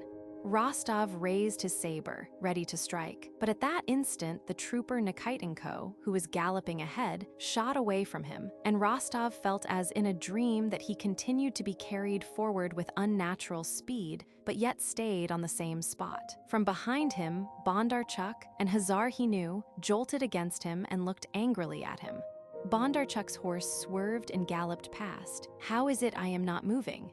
"I have fallen, I am killed," Rostov asked and answered at the same instant. He was alone in the middle of a field. Instead of the moving horses and hussars' backs, he saw nothing before him but the motionless earth and the stubble around him. There was warm blood under his arm. "No, I am wounded, and the horse is killed." Rook tried to rise on his forelegs but fell back, pinning his rider's leg. Blood was flowing from his head. He struggled but could not rise. Rostov also tried to rise but fell back, his saber-tash having become entangled in the saddle. Where our men were, and where the French, he did not know. There was no one near. Having disentangled his leg, he rose. Where, on which side, was now the line that had so sharply divided the two armies? He asked himself and could not answer. Can something bad have happened to me? He wondered as he got up, and at that moment, he felt that something superfluous was hanging on his benumbed left arm. The wrist felt as if it were not his. He examined his hand carefully, vainly trying to find blood on it. Ah, here are people coming, he thought joyfully, seeing some men running toward him. They will help me. In front came a man wearing a strange shako and a blue cloak, swarthy, sunburned, and with a hooked nose. Then came two more, and many more running behind. One of them said something strange, not in Russian. In among the hindmost of these men wearing similar shakos was a Russian hussar. He was being held by the arms, and his horse was being led behind him. It must be one of ours, a prisoner. Yes, can it be that they will take me too? Who are these men? Thought Rostov, scarcely believing his eyes. Can they be French? He looked at the approaching Frenchmen, and though but a moment before he had been galloping to get at them and hack them to pieces, their proximity now seemed so awful that he could not believe his eyes. Who are they? Why are they running? Can they be coming at me? And why? To kill me. Me whom everyone is so fond of. He remembered his mother's love for him, and his family, and his friends, and the enemy's intention to kill him seemed impossible. But perhaps they may do it. For more than 10 seconds, he stood not moving from the spot or realizing the situation. The foremost Frenchman, the one with the hooked nose, was already so close that the expression of his face could be seen. And the excited, alien face of that man, his bayonet hanging down, holding his breath and running so lightly, frightened Rostov. He seized his pistol, and instead of firing it, flung it at the Frenchman and ran with all his might toward the bushes. He did not now run with the feeling of doubt and conflict with which he had trodden the Enns bridge, but with the feeling of a hare fleeing from the hounds. One single sentiment, that of fear for his young and happy life, possessed his whole being. Rapidly leaping the furrows, he fled across the field with the impetuosity he used to show at catch play, now and then turning his good-natured, pale, young face to look back. A shudder of terror went through him. No, better not look, he thought, but having reached the bushes, he glanced round once more. The French had fallen behind, and just as he looked round, the first man changed his run to a walk and, turning, shouted something loudly to a comrade farther back. Rostov paused. No, there's some mistake, thought he. They can't have wanted to kill me. But at the same time, his left arm felt as heavy as if a 70-pound weight were tied to it. He could run no more. The Frenchman also stopped and took aim. Rostov closed his eyes and stooped down. One bullet and then another whistled past him. He mustered his last remaining strength, took hold of his left hand with his right, and reached the bushes. Behind these were some Russian sharpshooters. Chapter 20. The infantry regiments that had been caught unawares in the outskirts of the wood ran out of it, the different companies getting mixed, and retreated as a disorderly crowd. One soldier in his fear uttered the senseless cry, "Cut off!" that is so terrible in battle, and that word infected the whole crowd with a feeling of panic. Surrounded, cut off. "We're lost," shouted the fugitives. His one desire was to know what was happening and at any cost correct or remedy the mistake if he had made one, so that he, an exemplary officer of 22 years, service, who had never been censured, should not be held to blame. Having galloped safely through the French, he reached a field behind the copse across which our men, regardless of orders, were running and descending the valley. That moment of moral hesitation, which decides the fate of battles, had arrived. Would this disorderly crowd of soldiers attend to the voice of their commander, or would they, disregarding him, continue their flight? Despite his desperate shouts that used to seem so terrible to the soldiers, despite his furious purple countenance distorted out of all likeness to his former self, and the flourishing of his saber, the soldiers all continued to run, talking, firing into the air, and disobeying orders. The moral hesitation which decided the fate of battles was evidently culminating in a panic. The general had a fit of coughing as a result of shouting and of the powder smoke and stopped in despair. Everything seemed lost. But at that moment, the French who were attacking, suddenly and without any apparent reason, ran back and disappeared from the outskirts, and Russian sharpshooters showed themselves in the copse. It was Timokhin's company, which alone had maintained its order in the wood, and having lain in ambush in a ditch, now attacked the French unexpectedly. Timokhin, armed only with a sword, had rushed at the enemy with such a desperate cry and such mad, drunken determination that, taken by surprise, the French had thrown down their muskets and run. Dólokhov, running beside Timokhin, killed a Frenchman at close quarters and was the first to seize the surrendering French officer by his collar. Our fugitives returned, the battalions reformed, and the French who had nearly cut our left flank in half were for the moment repulsed. Our reserve units were able to join up, and the fight was at an end.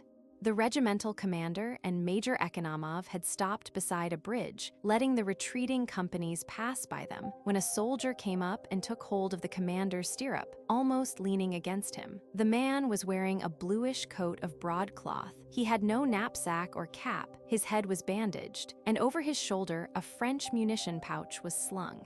He had an officer's sword in his hand. The soldier was pale, his blue eyes looked impudently into the commander's face, and his lips were smiling. Though the commander was occupied in giving instructions to Major Ekonomov, he could not help taking notice of the soldier. "Your Excellency, here are 2 trophies," said Dólokhov, pointing to the French sword and pouch. "I have taken an officer prisoner. I stopped the company." Dólokhov breathed heavily from weariness and spoke in abrupt sentences. "The whole company can bear witness." "I beg you will remember this, Your Excellency." All right," replied the commander, and turned to Major Ekonomov. But Dólokhov did not go away. He untied the handkerchief around his head, pulled it off, and showed the blood congealed on his hair. "A bayonet wound. I remained at the front." "Remember, Your Excellency," Tushin's battery had been forgotten, and only at the very end of the action did Prince Bagration, still hearing the cannonade in the center, send his orderly staff officer, and later Prince Andrew also, to order the battery to retire as quickly as possible. On the contrary, the energetic action of that battery led the French to suppose that here, in the center, the main Russian forces were concentrated. Twice they had attempted to attack this point, but on each occasion had been driven back by grape shot from the 4 isolated guns on the hillock. Soon after Prince Bagration had left him, Tushin had succeeded in setting fire to Schön Grabern. "Look at them scurrying. It's burning. Just see the smoke. Fine, grand, look at the smoke, exclaimed the artilleryman, brightening up. All the guns, without waiting for orders, were being fired in the direction of the conflagration. As if urging each other on, the soldiers cried at each shot, "Fine, that's good, look at it." Grand, the fire, fanned by the breeze, was rapidly spreading. The French columns that had advanced beyond the village went back, but as though in revenge for this failure, the enemy placed 10 guns to the right of the village and began firing them at Tushin's battery. In their childlike glee, aroused by the fire and their luck in successfully cannonading the French, our artillerymen only noticed this battery when 2 balls, and then 4 more, fell among our guns, one knocking over 2 horses and another tearing off a munition wagon driver's leg. Their spirits once roused were, however, not diminished, but only changed character. The horses were replaced by others from a reserve gun carriage, the wounded were carried away, and the 4 guns were turned against the 10-gun battery. Tushin's companion officer had been killed at the beginning of the engagement, and within an hour 17 of the 40 men of the guns' crews had been disabled, but the artillerymen were still as merry and lively as ever.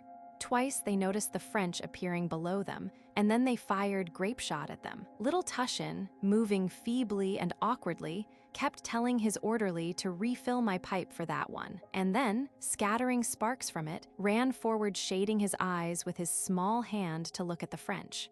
"Smack at 'em, lads," he kept saying, seizing the guns by the wheels and working the screws himself. Amid the smoke, deafened by the incessant reports which always made him jump, Tushin, not taking his pipe from his mouth, ran from gun to gun, now aiming, now counting the charges, now giving orders about replacing dead or wounded horses and harnessing fresh ones, and shouting in his feeble voice, so high-pitched and irresolute. His face grew more and more animated. Only when a man was killed or wounded did he frown and turn away from the sight, shouting angrily at the men who, as is always the case, hesitated about lifting the injured or dead. The soldiers, for the most part handsome fellows, and, as is always the case in an artillery company, a head and shoulders taller and twice as broad as their officer, all looked at their commander like children in an embarrassing situation, and the expression on his face was invariably reflected on theirs. On the contrary, he became more and more elated. It seemed to him that it was a very long time ago, almost a day, since he had first seen the enemy and fired the first shot, and that the corner of the field he stood on was well-known and familiar ground. Though he thought of everything, considered everything, and did everything the best of officers could do in his position, he was in a state akin to feverish delirium or drunkenness. The enemy's guns were in his fancy not guns, but pipes from which occasional puffs were blown by an invisible smoker. "There, he's puffing again," muttered Tushin to himself, as a small cloud rose from the hill and was borne in a streak to the left by the wind. "Now look out for the ball. We'll throw it back." "What do you want, Your Honor?" asked an artilleryman standing close by who heard him muttering. "Nothing, only a shell," he answered. "Come along, our Matveyevna," he said to himself. Matveyevna was the name his fancy gave to the farthest gun of the battery, which was large and of an old pattern. The French swarming round their guns seemed to him like ants. In that world, the handsome drunkard number 1 of the second gun's crew was Uncle. Tushin looked at him more often than at anyone else and took delight in his every movement. The sound of musketry at the foot of the hill, now diminishing, now increasing, seemed like someone's breathing. He listened intently to the ebb and flow of these sounds. "Daughter of Matthew, breathing again, breathing," he muttered to himself. He imagined himself as an enormously tall, powerful man who was throwing cannon balls at the French with both hands. "Now then, Matveyevna, dear old lady, don't let me down," he was saying as he moved from the gun, when a strange, unfamiliar voice called above his head. "Captain Tushin, Captain." Tushin turned round in dismay. It was the staff officer who had turned him out of the booth at Grunth. He was shouting in a gasping voice, "Are you mad?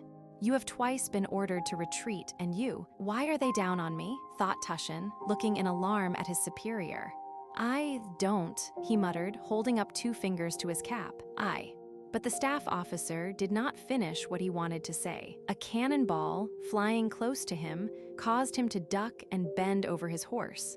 He paused, and just as he was about to say something more, another ball stopped him. He turned his horse and galloped off. "Retire, all to retire," he shouted from a distance. The soldiers laughed. A moment later, an adjutant arrived with the same order. It was Prince Andrew.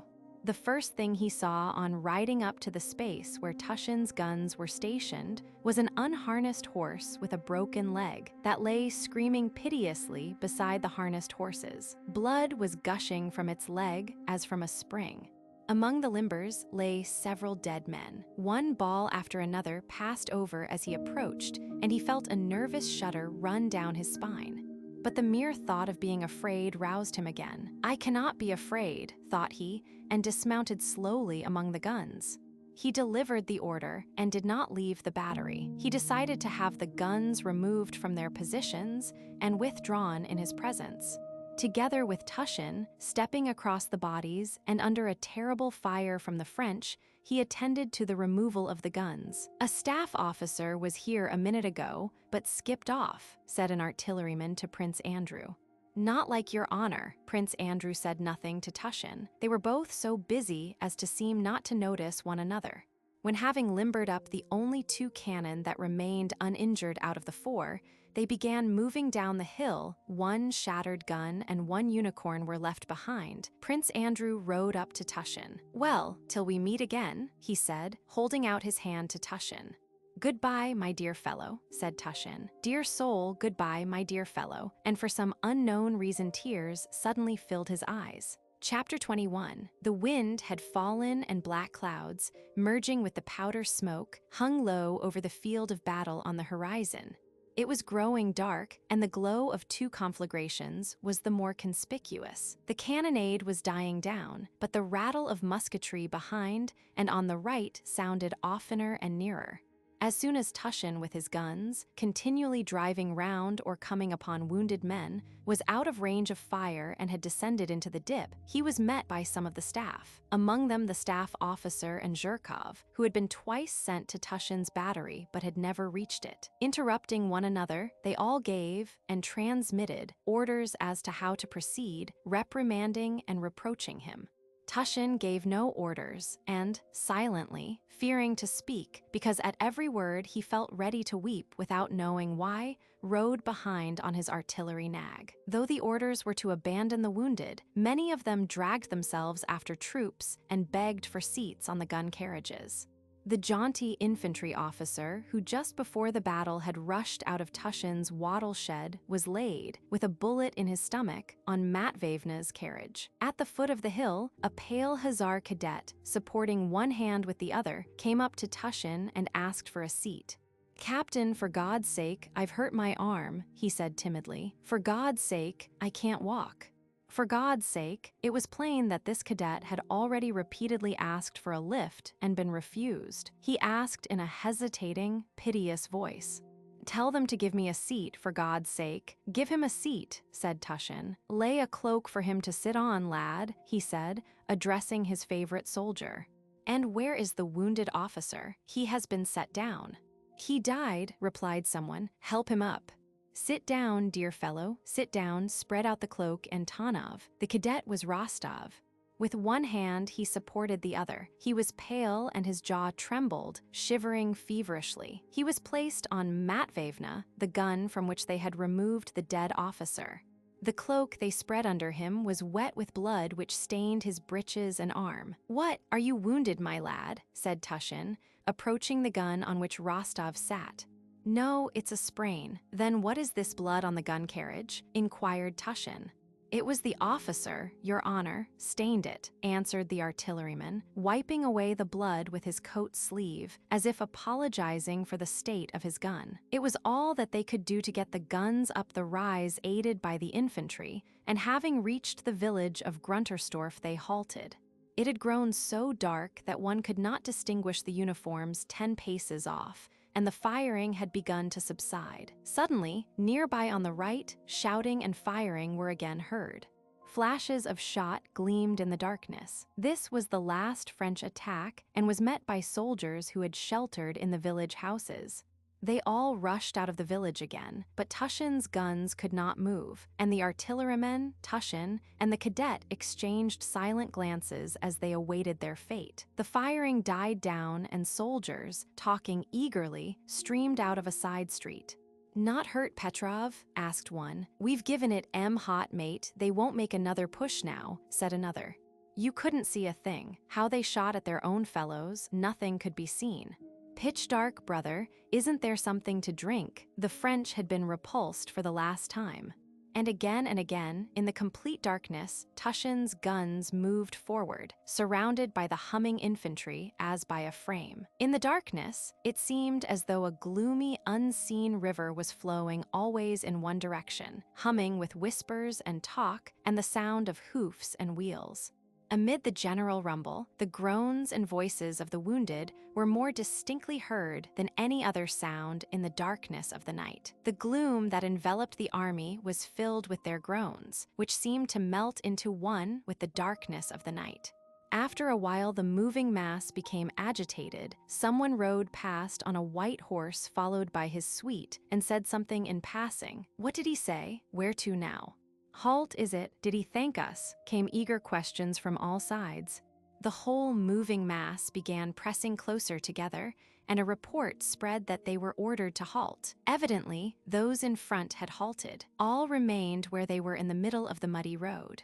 Fires were lighted, and the talk became more audible. Captain Tushin, having given orders to his company, sent a soldier to find a dressing station or a doctor for the cadet, and sat down by a bonfire the soldiers had kindled on the road.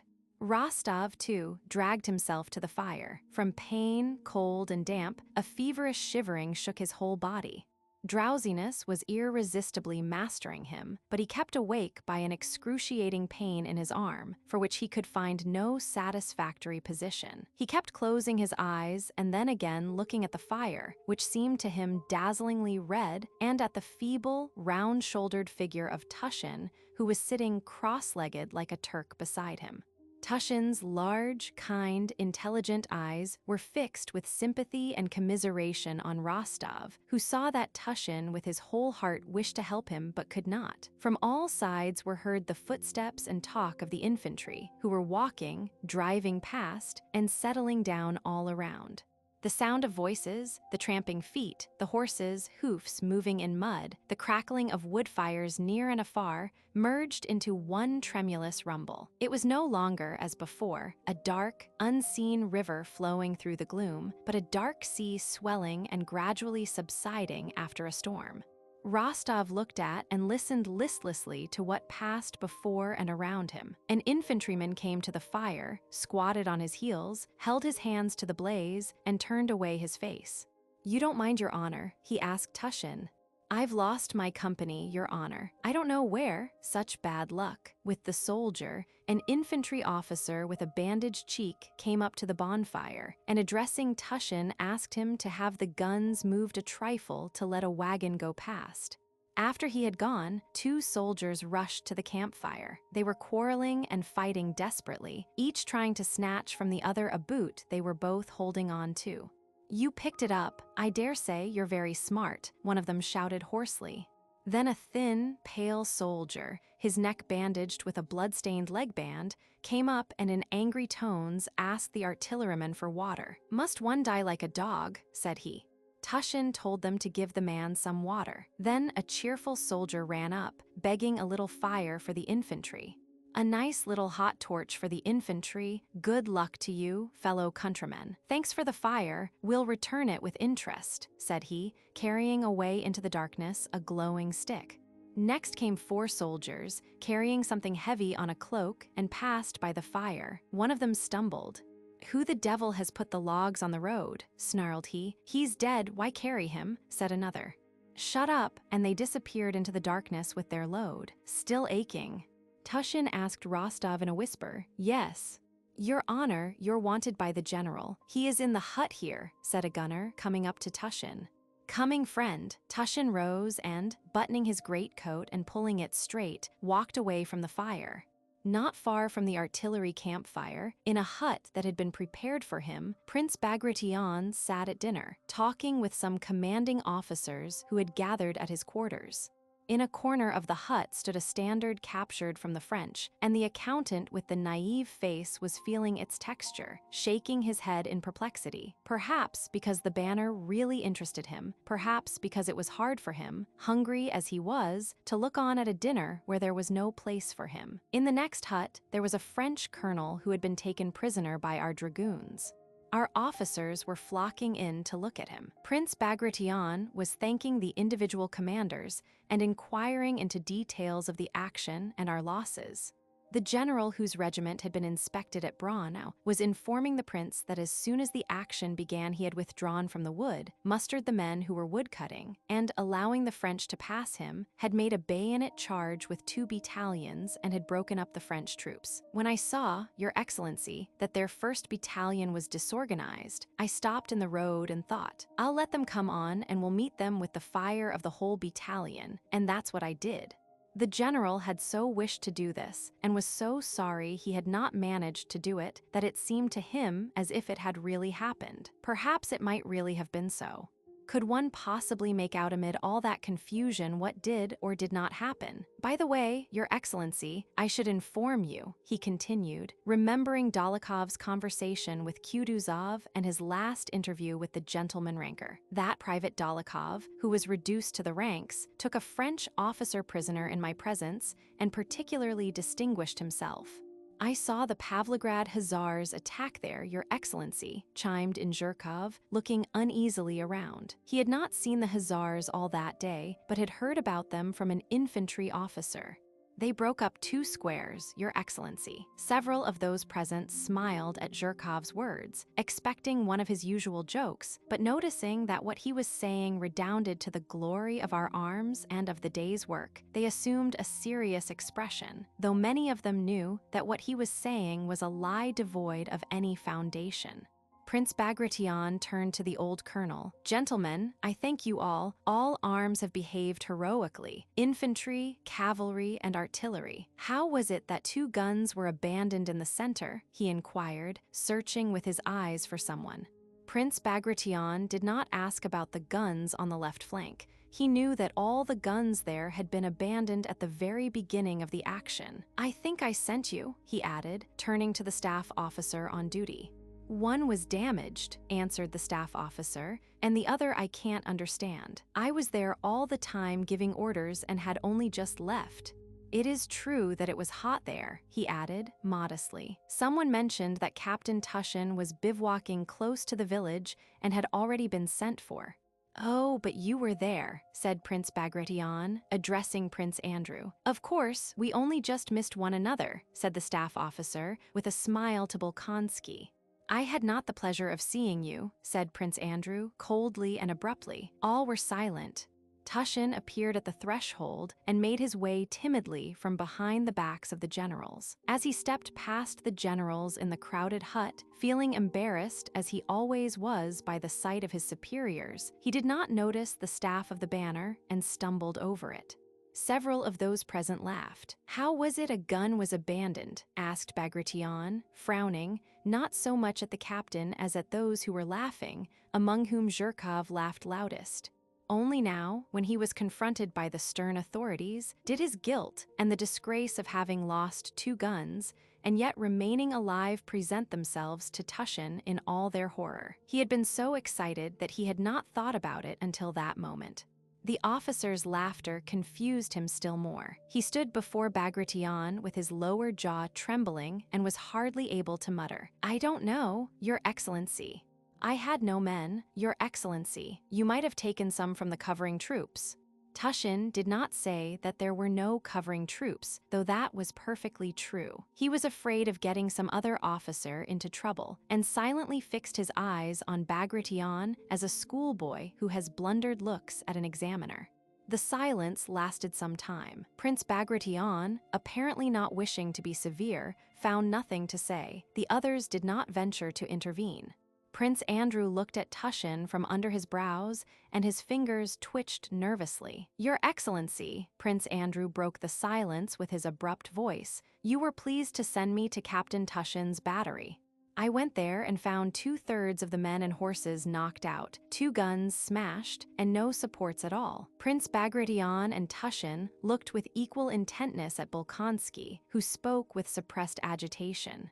And if Your Excellency will allow me to express my opinion, he continued, we owe today's success chiefly to the action of that battery and the heroic endurance of Captain Tushin and his company. And without awaiting a reply, Prince Andrew rose and left the table. Prince Bagration looked at Tushin, evidently reluctant to show distrust in Bolkonsky's emphatic opinion, yet not feeling able fully to credit it, bent his head and told Tushin that he could go. Prince Andrew went out with him. Thank you, you saved me, my dear fellow, said Tushin. Prince Andrew gave him a look, but said nothing and went away. He felt sad and depressed. It was all so strange, so unlike what he had hoped. Who are they? Why are they here? What do they want?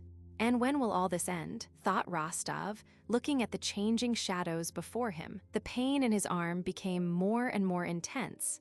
Irresistible drowsiness overpowered him, red rings danced before his eyes, and the impression of those voices and faces and a sense of loneliness merged with the physical pain. It was they, these soldiers, wounded and unwounded. It was they who were crushing, weighing down, and twisting the sinews and scorching the flesh of his sprained arm and shoulder.